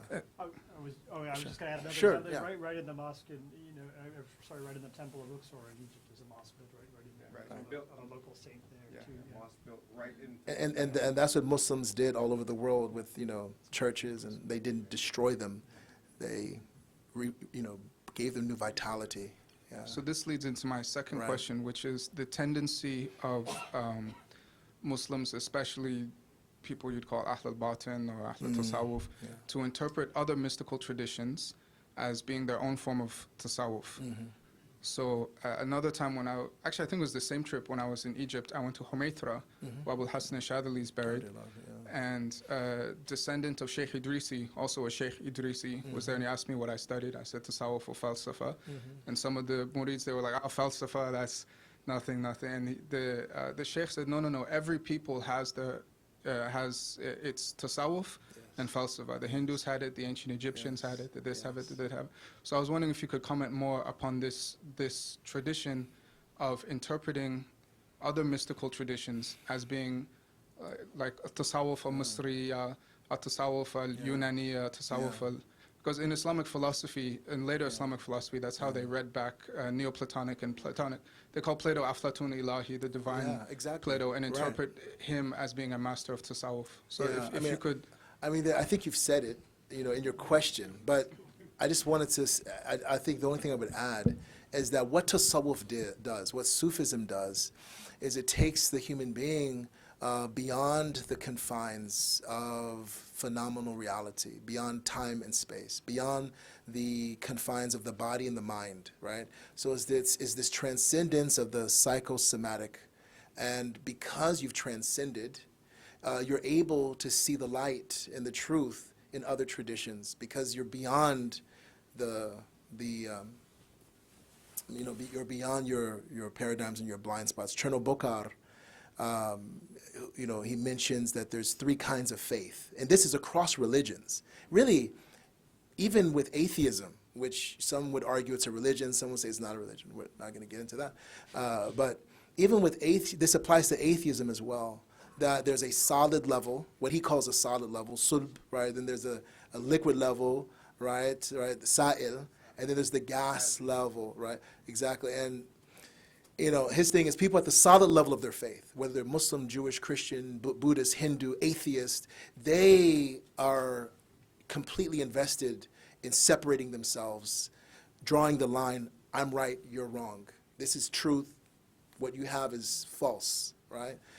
People and these people are prone, he says, to fight and to wars and insult and slander others and use four-letter words and other things. But the people at the liquid level, they are able to witness to make connections between different truths as it manifests amongst different peoples. And of course, the gas, they're formless. They see just see a field of truth that manifests in different forms. And I'm sure my dear friend Ali Hussain will give that its due. And I don't want to take any more of his time.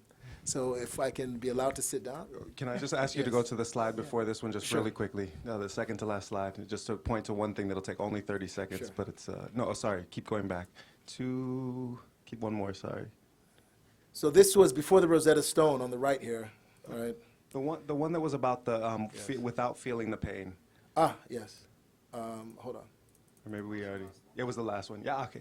I just wanted to, and I knew that you would be sympathetic to this intervention, Sure, sure. and that we both like, it pains us when female saints and scholars are marginalized.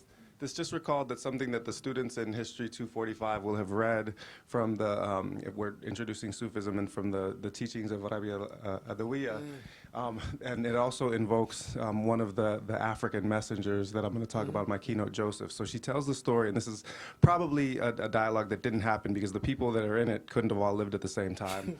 The Hassan al-Basri, Malik Dinar, and Rabi are having a dialogue. And the first one of them amongst them says, "The seeker of knowledge hasn't arrived until they're patient with the blows of the master." This is the feeling no pain in the test from God. And Rabia says, "This talk stinks of egoism." The second one says, "The seeker of knowledge hasn't arrived until they welcome the blows of the master." And she says, "We need something better than this." The third of them says, "The seeker of knowledge hasn't arrived until they're grateful for the blows of the master." And she says, "We're still not there." They said, "Lady of the next world, why don't you speak?" She said, "The seeker of knowledge hasn't arrived until they're oblivious to the blows of the master." And this should not surprise you. The women of Egypt cut their hands and felt no pain gazing upon the beauty of Joseph. How much more should you be oblivious to the pains of this world when gazing upon the face of God? Yeah, they don't see the blows because they're beholding the master. Thank you so much. Rama, alhamdulillah. All right, thank you so much.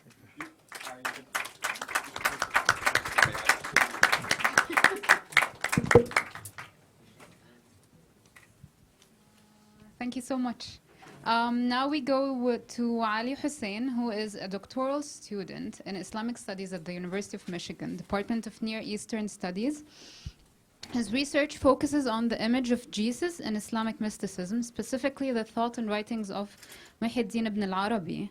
His research is also concerned with the body of Christ and sacred bodies generally in Islamic mysticism as sites of knowledge production and transmission. His other related research interests include embodiment theory and storytelling as a means for negotiating religious legitimacy and authority in modernity.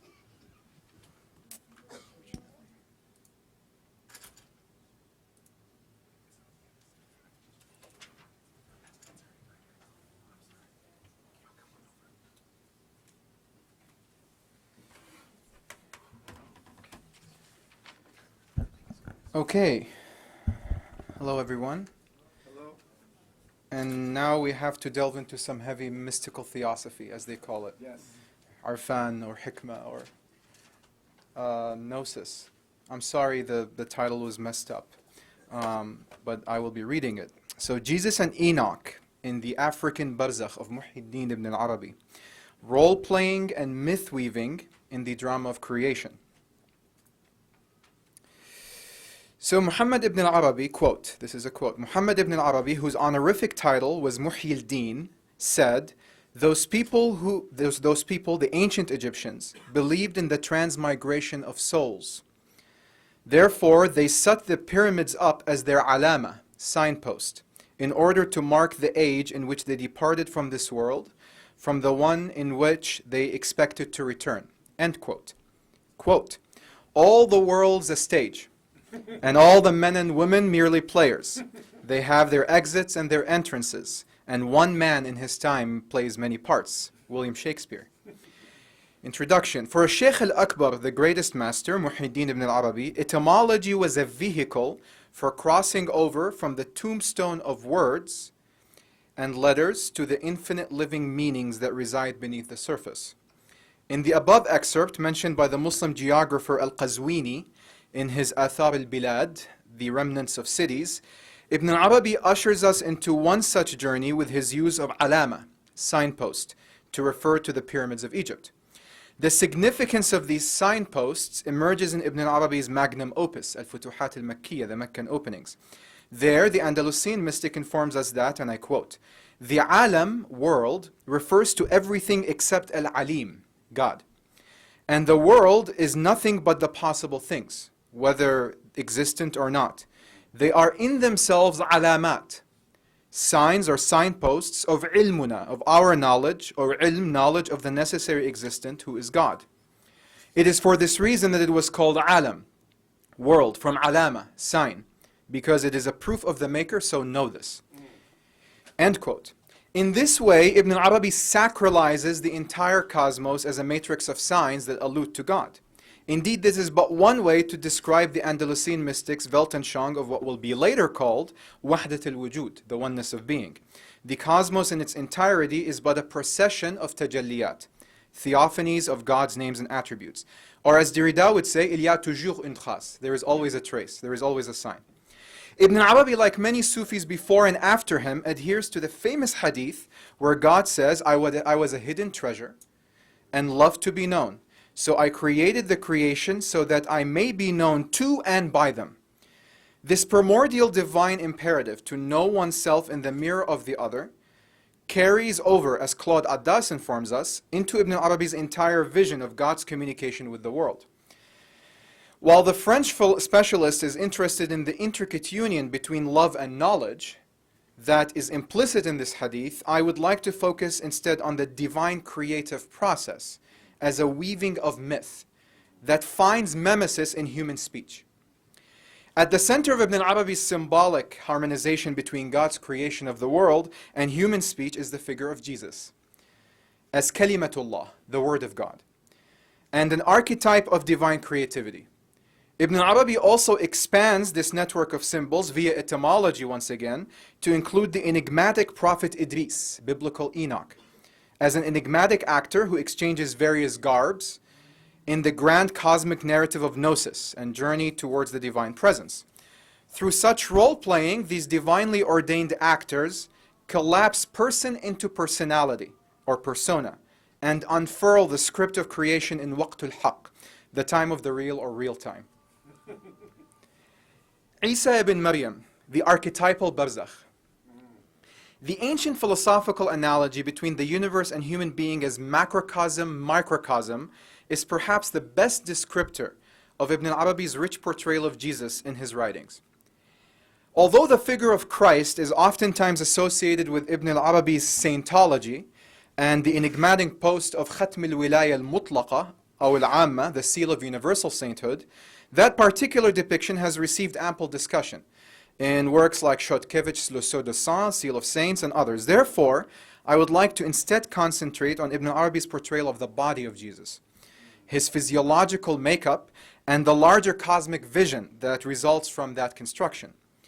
I quote, "Gabriel transmitted the word of God to Mary, just as a messenger conveys the word of God to his people. With these words, Ibn Arabi establishes the correlation between God's utterance as text and body in Fusus al-Hikam, the bezels of wisdom. Jesus, as the Word made flesh, embodies God's communication with the world. Nevertheless, the Andalusian mystic distinguishes in the Meccan openings between Jesus as Kalimatullah, the Word of God, and God's other kalam, speech. And I quote, God said, and his kalima, this is Ibn Arabi speaking, God said, and his kalima, word which he sent to Mary. And the kalima is nothing but the ayn, essence of Jesus. He did not send to her, Mary, except that. For had the divine word that was sent to her, Mary, been like his speech to Moses, she would have perished, like Moses. End quote. Beyond Ibn Arabi's theological motivation to delineate God's kalam qadim, eternal speech, from his created utterance, lies his attempt to present Jesus as an insight into the grammar of divine language, like a word that's composed of many letters. Ibn Arabi tells us later that, and I quote, and he said as regards Jesus, peace be upon him, that he is his word which he sent to Mary, kalimatuhu alqaha ila Maryam. And he also said about her, she believed in the kalimat, words of her Lord. صَدَّقَتْ بِكَلِمَاتِ رَبِّهَا. And these words are not except Jesus. That's what Ibn Arabi says. These words are nothing but Jesus. He made him as words, plural, for her because he is abundant from the perspective of his outward and inward composition. And then he says, thus every part of him is a word. It is like a human being. This is what Ibn Arabi says. It is like a human being when he utters the various letters that form one word that is intended by the speaker, who seeks to create these words so that they might express through them what is in their soul. End quote. Jesus then, as God's utterance, represents an expression of divine creativity, an allusion to that hidden treasure that is God's essence. Ibn Arabi's pedagogical use of Christ's physiology also masterfully posits an analogical relation between this divine act of speech and its mimesis in human communication. Ibn Arabi makes this analogy vivid in the mythic account of his Mi'raj, ascension, that is mentioned in a few different places in his writings. In chapter 167 of the Futuhat, specifically, he describes what each of the 7 heavens of this ascension represent. In the second heaven, where Jesus and John the Baptist reside, it is also, and I quote, the presence of oration, rhetorical meters, and eloquence. It is also the heaven of mixtures, and appearance of a single meaning in many forms. It is also known from this presence the science of simya, the science of letters, that is concerned with letters and names. From here also is known the lofty status of words and jawami' al-kalim, the most encompassing of speech. End quote. The significance of this association of Jesus with speech and eloquence comes to the fore in chapter 367 of the Futuhat, where Ibn Arabi recounts his Mi'raj once again.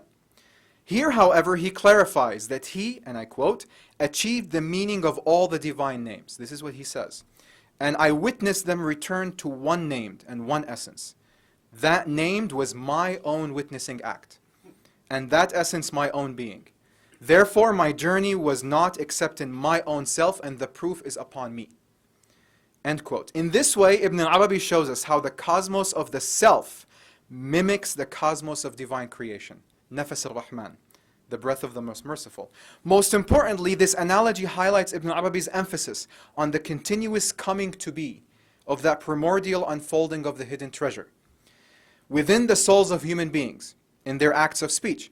The human creative ability to produce letters, harmonize them into words, and juxtapose them into allusions of meanings that reside in their souls is in itself a metaphor of God's ongoing drama of divine creation that began and still incessantly revolves around the singular kun, be.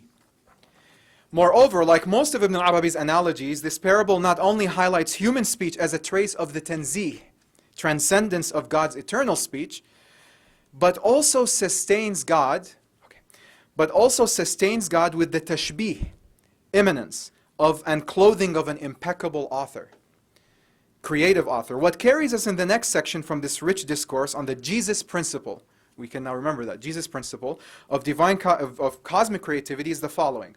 If the cosmos is to be perceived as God's unfolding myth, then who are the various characters in this play?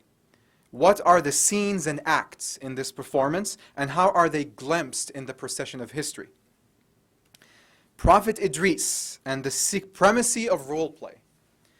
It is fitting to the topic of this paper that Al-Qazwini continues, after his mention of Ibn Arabi's statement about the pyramids, to state that, and I quote, and some people claim that Hermes al-Awwal, Hermes Trismegistus, whom the Greeks call Enoch, the son of Yard, the son of Mahla'il, the son of Qinan, the son of Anush, the son of Sheeth, the son of Adam, may peace be upon him, who is Idris, is the one who built them, the pyramids. He knew of Noah's flood. This is what Qazwini says, either through revelation or gleaning that from the condition of the stars, or the condition of the planets, sorry. Thus he ordered the building of the pyramids and the storing of the wealth and knowledge therein. And this is very interesting. Al-Qazwini says, out of fear of durus, extinction. And I want us to remember this word durus, extinction, in order to preserve them. End quote. The image of the pyramids that emerges from these two accounts is of a mathematical constant in an equation with many variables. In the world of plays and performances, such structures are markers that make clear the act and the scene that we're currently in. in this ongoing drama. Our interest here should not be the authenticity of these two excerpts that Al-Qazwini mentions, but rather the agency such beliefs exercise in the collective imagination of societies that adhere to them. In this regard, Ibn Arabi highlights the unique position of the Prophet Idris in this myth of constants and variables. Like his discussion on Jesus, the Andalusian mystic posits an intricate connection between Idris's unique station and its consequences in the social realm of saintology and hierarchy of gnosis. Although Ibn Arabi allocates two separate chapters in the Bezels of Wisdom to Idris and Elijah, Ilyas, the author makes it clear in the first sentences of the chapter on Ilyas that, and I quote, Ilyas is Idris. That's what Ibn Arabi says. Ilyas is Idris.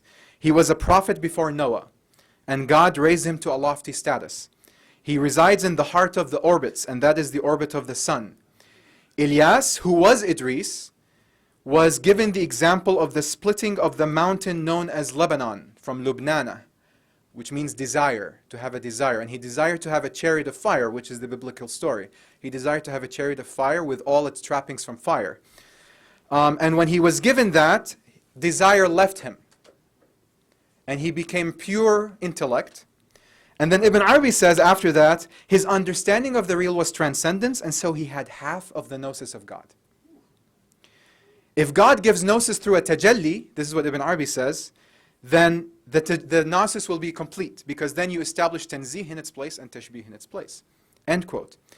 Behind the historical apparitions of Idris and Ilyas, there are two archetypal paths to divine gnosis, through transcendence and immanence. These two personas are not independent or exclusive to one another. The appearance of the first prepares the coming of the second. The emergence of the last fulfills a potentiality within the first. Ibn Arabi, in a similar manner to his discussion on Jesus, extends this unique double gonger trait of Idris Ilyas to the hierarchy of saints. He informs us in chapter 73 of the Futuhat, and he says, I quote, God kept, after the messenger of God, may peace be upon him, 3 messengers alive in their bodies in this world, and they are Idris, may peace be upon him, who's living in his body, and God made him reside in the 4th heaven. And then Ibn Arabi makes this neat diversion. He says, and note that the 7 heavens are a part of Alam ad-Dunya, for they remain and they perish with it. As for Khidr, he also kept on this earth Ilyas and Jesus, both of whom are messengers. As for Khidr, who is the 4th, some people differ as to whether he's a messenger. Ibn Arabi says, I do not. He is a messenger. He says, therefore, these 4 are the autad, the 4 pillars. 2 of them are the imams, and we can most probably say it's Ilyas and Jesus. And one of them is the qutb, and we'll see that that is Idris. Idris is the qutb, who is the sight of the gaze of the real upon this world. Ibn Arabi creatively collapses the 7 heavens into this material world, dunya. But he places Idris in the 4th heaven, and Ilyas complements Idris by being placed upon the earth. It is a remarkable coincidence, or perhaps it is not, that in the biblical tradition it is John the Baptist, Yahya, who is seen as a metaphorical parallel to Elijah. This is significant because during his aforementioned Mi'raj, Ibn Arabi recounts his meeting with John the Baptist in the 2nd heaven with Jesus, and proceeds to ask the former. This is a conversation that Ibn Arabi had with John the Baptist, Yahya, about his residence in the 2nd heaven. I said, Ibn Arabi says, I said, is this your heaven? He said, no, I fluctuate between Isa, Jesus, and Harun, Aaron. I am with this one sometimes and with the other one some other times, and also with Yusuf, Joseph, and Idris, Enoch. Ooh, I'm going to try my best. May peace be upon them. I said to him, why have you singled out Harun out of all the prophets? He said to me, لِحُرْمَةِ النَّسَبِ, due to the sanctity of lineage. For I have not come to Jesus except that he's my cousin. So I come visit him in his heaven. But I visit Harun because my aunt, Mary, is related to him by religion and lineage. Ibn Arabi does not mention specifically why Yahya visits Idris or Joseph in their heavens, but the network of connectors is so brilliantly extended that it governs and directs various figures' transition from one epistemological or ontological sphere to another. We need not force an intricate web of meaning that somehow connects Jesus, John the Baptist, Elijah, and Enoch in Ibn Arabi's writings.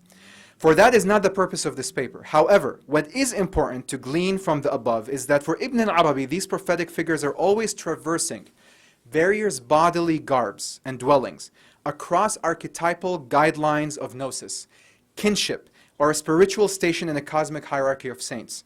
In the remaining concluding paragraphs, and I swear they're concluding, I would like to highlight a linguistic kinship that ties Isa with Idris in Ibn Arabi's thought.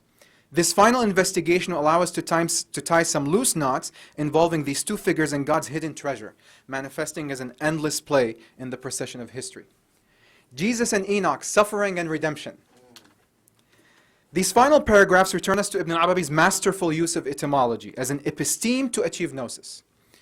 Beginning with the Quranic description of Jesus as Kalimatullah, the Word of God, Maurice Gloton and William Chittick both direct our attention to Ibn Arabi's derivation of kalm, wound, from kalima, from the same root kalama.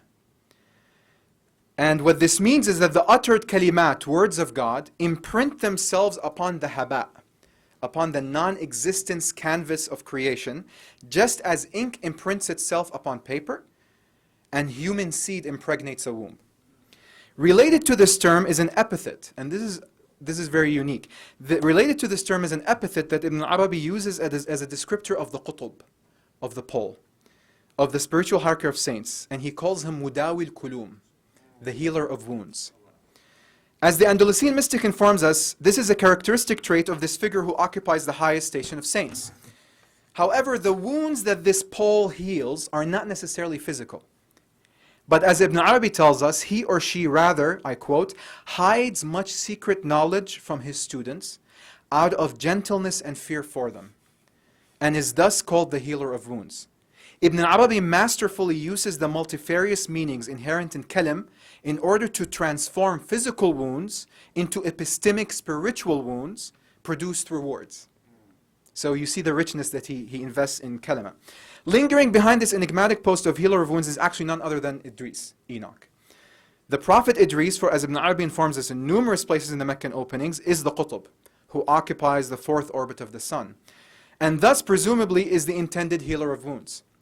Therefore, we may posit here a remarkable exchange of garbs between Idris and Jesus. The sacrificial imprinting of the creative word of God upon the cosmos and the redemptive aspect of its healing through firm knowledge that is protected from the unlearned and unprepared. Ibn Arabi would probably also concur that al-Qazwini's choice of durus, extinction, to describe Enoch's mythic purpose behind building the pyramids in order to protect knowledge from perishing is hardly coincidental. For the same word also means lessons, from the root darasa. Like tanzih and tashbih, transcendence and immanence, or kalm, wound, and kalima, word, Ibn Arabi seeks to highlight the inseparable twin halves of the circle of gnosis, the yin and yang manifesting itself through the cosmos. The redemptive spread of durus, lessons of knowledge, is healing and redemption from durus, extinction. The pair of divine exhalation, inhalation, that holistically forms nafas al-Rahman, revealed itself throughout the preceding pages in the exchange of Gnostic bodily garbs between Enoch and Elijah, John the Baptist and Elijah, and also possibly Enoch and Jesus.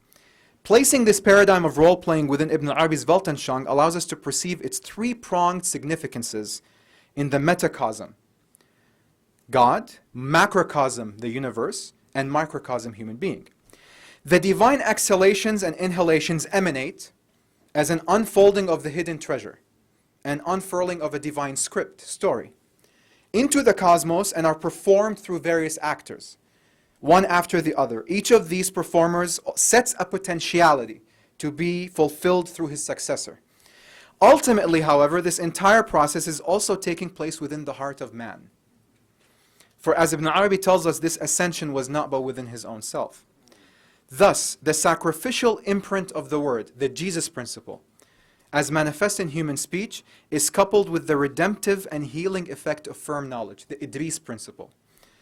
However, the very unfolding of the hidden treasure itself is nothing but the macrocosm. It is the universe, and it is the human being themselves. They are the immanent writing and performance of the play of creation in real time, the time of the real. It is also fitting that our journey here with Ibn Arabi began and ends with the pyramids of Egypt, one of the spiritual hearts of Africa. For that land, like Shakespeare's stage, has also hosted many men and women who were played by, and continue to play many parts and roles. Some usher the Jalal, majesty of suffering, the Jesus principle, while others provide the Jamal, beauty and flood of redemption, the Idris principle. Thank you.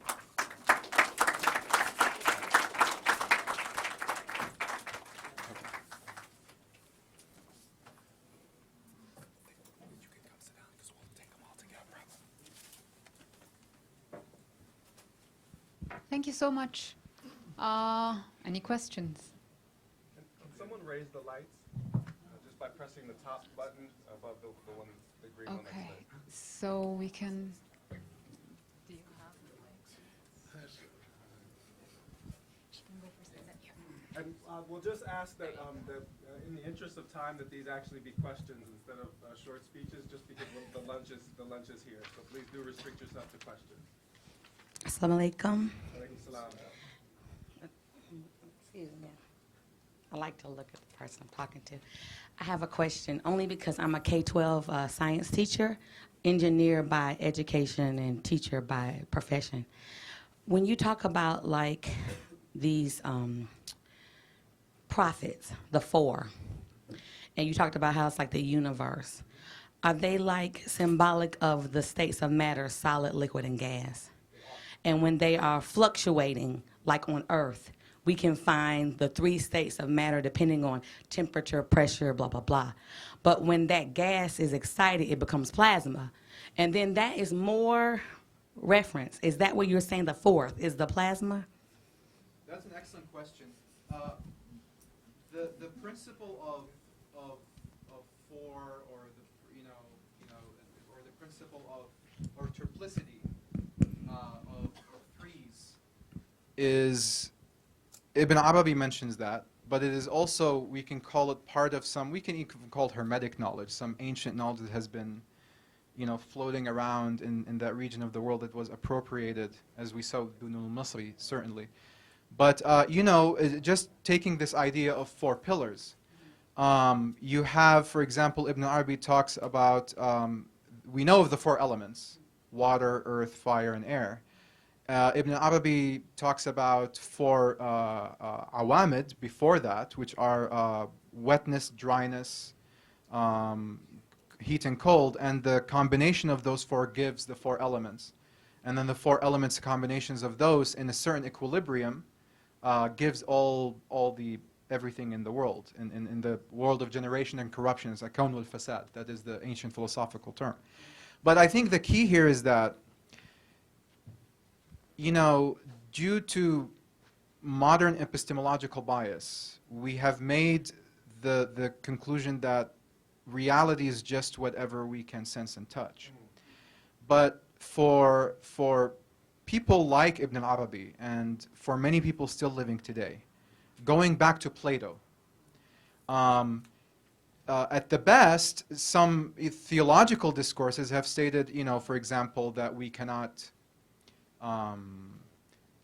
talk about God having, hands, right? For Ibn Arabi, the issue is why are you suggesting that your hand is real and God's hand is the metaphor? When in reality, God is the one who has the real hand and your hand is the metaphor. So it shouldn't be an issue with him sitting on the throne. If you're assuming that your sitting is real, then the problem is with you, not with God. You're the metaphor. So what this means is that for Ibn Arabi, and again, going back to Plato and the Neoplatonic tradition, everything that happens in the universe is, at one level, is a metaphor for something that happens at a higher level. Going back to that emanative oneness.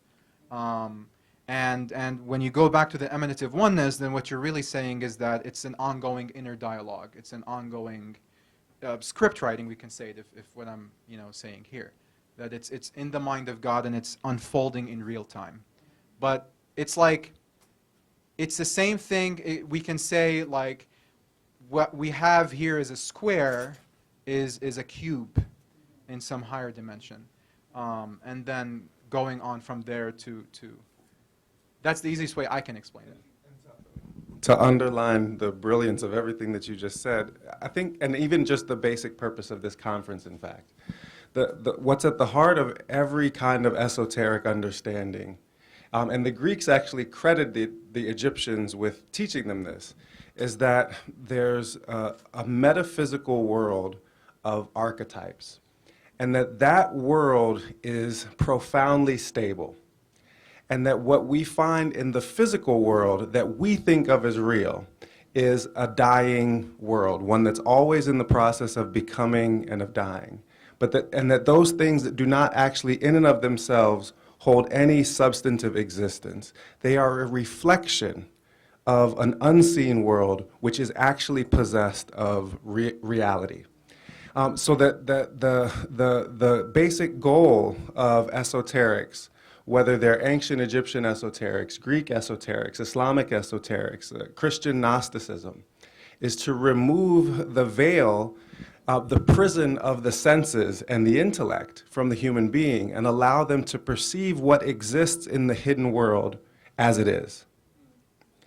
And this is, I know this is quoted in the Shifaf Qadiyat, but I'm forgetting where it's quoted from. It might actually even be from Dhun al-Misri, in fact. But whatever you can conceive of with your... No, that's a good one, but that's not the one. Whatever you can conceive of with your intellect or form in your imagination, know that God is not that. That's exactly so, and the reason is that neither my heavens nor my earth contain me, but I'm contained in the heart of my believing slave. The only place where actual knowledge from the truth of the unseen can be perceived is actually within the heart. It can't be formed here or in any other place. You know, I'm sorry, just really quickly, what's interesting about that statement, Ibn Arabi says, you know, you can take that khilaf and we can make that alif short and we can remove it. And whatever occurs to your mind, God is right behind that. Right? So, and khalfi dhalik. Right? So it's always, God always lingers behind. And actually, I was telling, I think one of you this yesterday regarding the whole issue of imagination and images and the idea of the mundane world. One of the interesting things that Ibn Arabi says about Jesus is he says, you know, Christians, they worshipped God, or he even says they were allowed to worship God through images and statues and paintings. But we weren't allowed to do that. But we were allowed to do that using our imagination. So, yeah, so he says, you know... Go ahead. And I just want to say something about, because one of the slides I had up there relates to what you just mentioned, because that quote from Dhun al-Misri is used in many theological classes around the Muslim world, right, to underscore the importance of transcendence, of God's transcendence, his absolute dissimilarity from created things. And one of the quotes I had on my slide, where Ibn Arabi was speaking about a conversation he had with Dhun al-Misri, of course they lived in completely different time periods, but this is a spiritual experience. It's a vision he had that's meta-historical. You know, so maybe that conversation with Rabia and, you know, the other people, it happened in another dimension or something, right? But in this particular vision, Ibn Arabi, even though he loved and respected the Dhun al-Misri a great deal, he's actually teaching the Dhun al-Misri in this vision. If you know, it's not up there anymore, but if you read the quote, he's teaching him that complete knowledge of God can not only be through transcendence, through tanzih, but it must combine transcendence and immanence. And this is rooted in the Qur'an. Huwa al-awwal wal-akhir wal-zahir wal-batin. He is the eternal without beginning, the everlasting without end, the outwardly manifest and the inwardly hidden. But this is really, there's a epistemological crisis that we're going through in the Muslim world today, because we have people who are insistent on a God who's transcendent and above and beyond, but you have human beings, especially now with our existential reality, who crave to know God through themselves.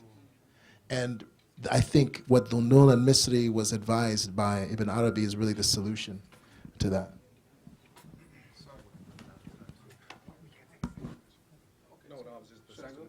Okay, so I just wanted to build off of that as well. You also brought this up in your, Ibn Arabi discusses this at length with his commentary on the verse, لَيْسَ كَمِثْلِهِ شَيْءٍ. There's nothing like unto him, but then he follows it up, God follows it up with هُوَ السَّمِيعُ الْبَصِيرُ. He is the hearing and the seeing. So Ibn Arabi calls it seeing with two eyes. You have to have tanzih and tashbih. And in Fusus al-Hikam in Fas Nuh, he explains that Nuh failed because he just emphasized tanzih. But the problem with tanzih is that you're actually limiting God by proclaiming him transcendent. Is that God actually transcends his transcendence. He's so transcendent, he transcends his transcendent, and thus he's immanent. And this is particularly important. So when you have this idea, it's like nothing comes to our imagination, any idea we have of God, God is other than that. But God also is that. It's huwa la huwa. Ibn Arabi emphasizes this a lot. Any idea, any conception you have of God, God is other than that. But God is also, it's also a self-portrait of God that he's making of himself. And this is particularly important today. You can see it very clearly. Like if you go into a Salafi mosque versus an older mosque, you'll see the images, the illumination, the adornments are all stripped away. All these things that involve the world of khayal, of tashbih, these things are taken away. And now Ibn Arabi says it's very dangerous when you emphasize tanzih too much, God just becomes an idea. And then from an idea, it just goes away. You know, it's interesting that specific, his discussion on the لَيْسَ كَمِثْلِهِ شَيْءٍ. It occurs in one of his shorter treatises called Risalat al-Jamal wal-Jalal, the treatise of beauty and magnificence. And what he says in that, his introduction is, he says, you know, if the Qur'an is the word of God, it's kalamullah, and God's knowledge is infinite, well then the meanings that reside in the Qur'an have to be infinite. But then how can the human mind comprehend the idea of infinity? So what Ibn Arabi says, he says the only way we can get closer to the idea of infinity is by saying that every verse of the Qur'an has to have opposite meanings. So لَيْسَ كَمِثْلِهِ شَيْءٍ وَهُوَ السَّمِيعُ الْبَصِيرُ. There is nothing like him and he's the all-hearing, all-seeing. He says the apparent, the outward meaning is that the first part is tanzih and the second part is tashbih. He says the batin has to be the opposite. The first part is tashbih and the second part is tanzih, and his key here is the kaf in kamithlihi, because the tanzih, there is nothing like him. He says in the tashbih, there is nothing like his likeness, which is the Prophet. And then the second part, وَهُوَ السَّمِيعُ الْبَصِيرُ, it goes back to this idea of the attributes of God, that God is the only one who hears and sees. And that becomes tanzih, because the al-ta'rif. And so Ibn Arabi does this for the entire Qur'an. And it's controversial because he taps into the vices, right? So he says kufr and shirk and fisq and dhulm, they have a hierarchy of sins, but they also correspond to hierarchies of saintology. And the most eminent among them is the mushrikun, are those who are able to encompass all the manifestations of God in their worship of God. But yeah, that treatise, Risalat al-Jalal al-Jamal, is precisely that type of perfection of knowledge, the gnosis that we're talking about.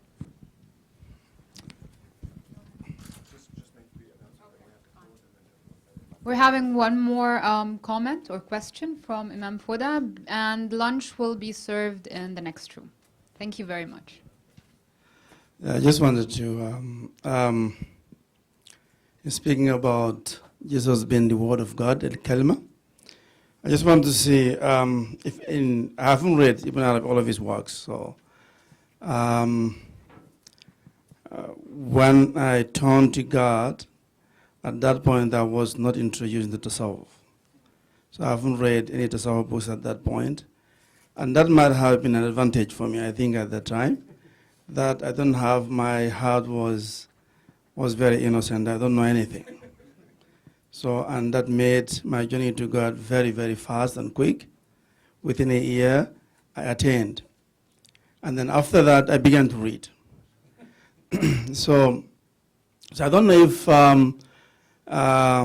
read Fusus. I haven't read all of Al-Futuhat. And I read some works here and there. Just relating to the kalma, the word.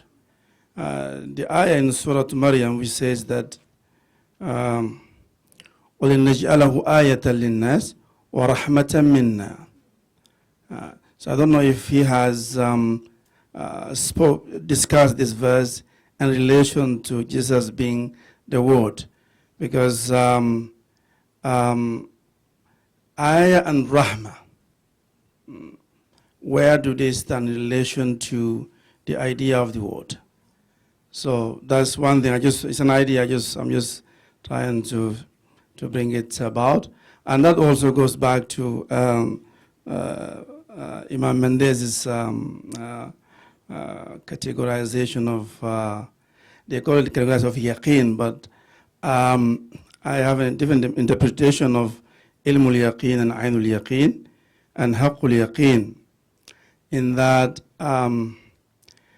usually, traditionally, they interpret it as a yaqeen that drives through ilm, by knowing or by seeing or by realizing. But to me, no, I think it's having yaqeen first.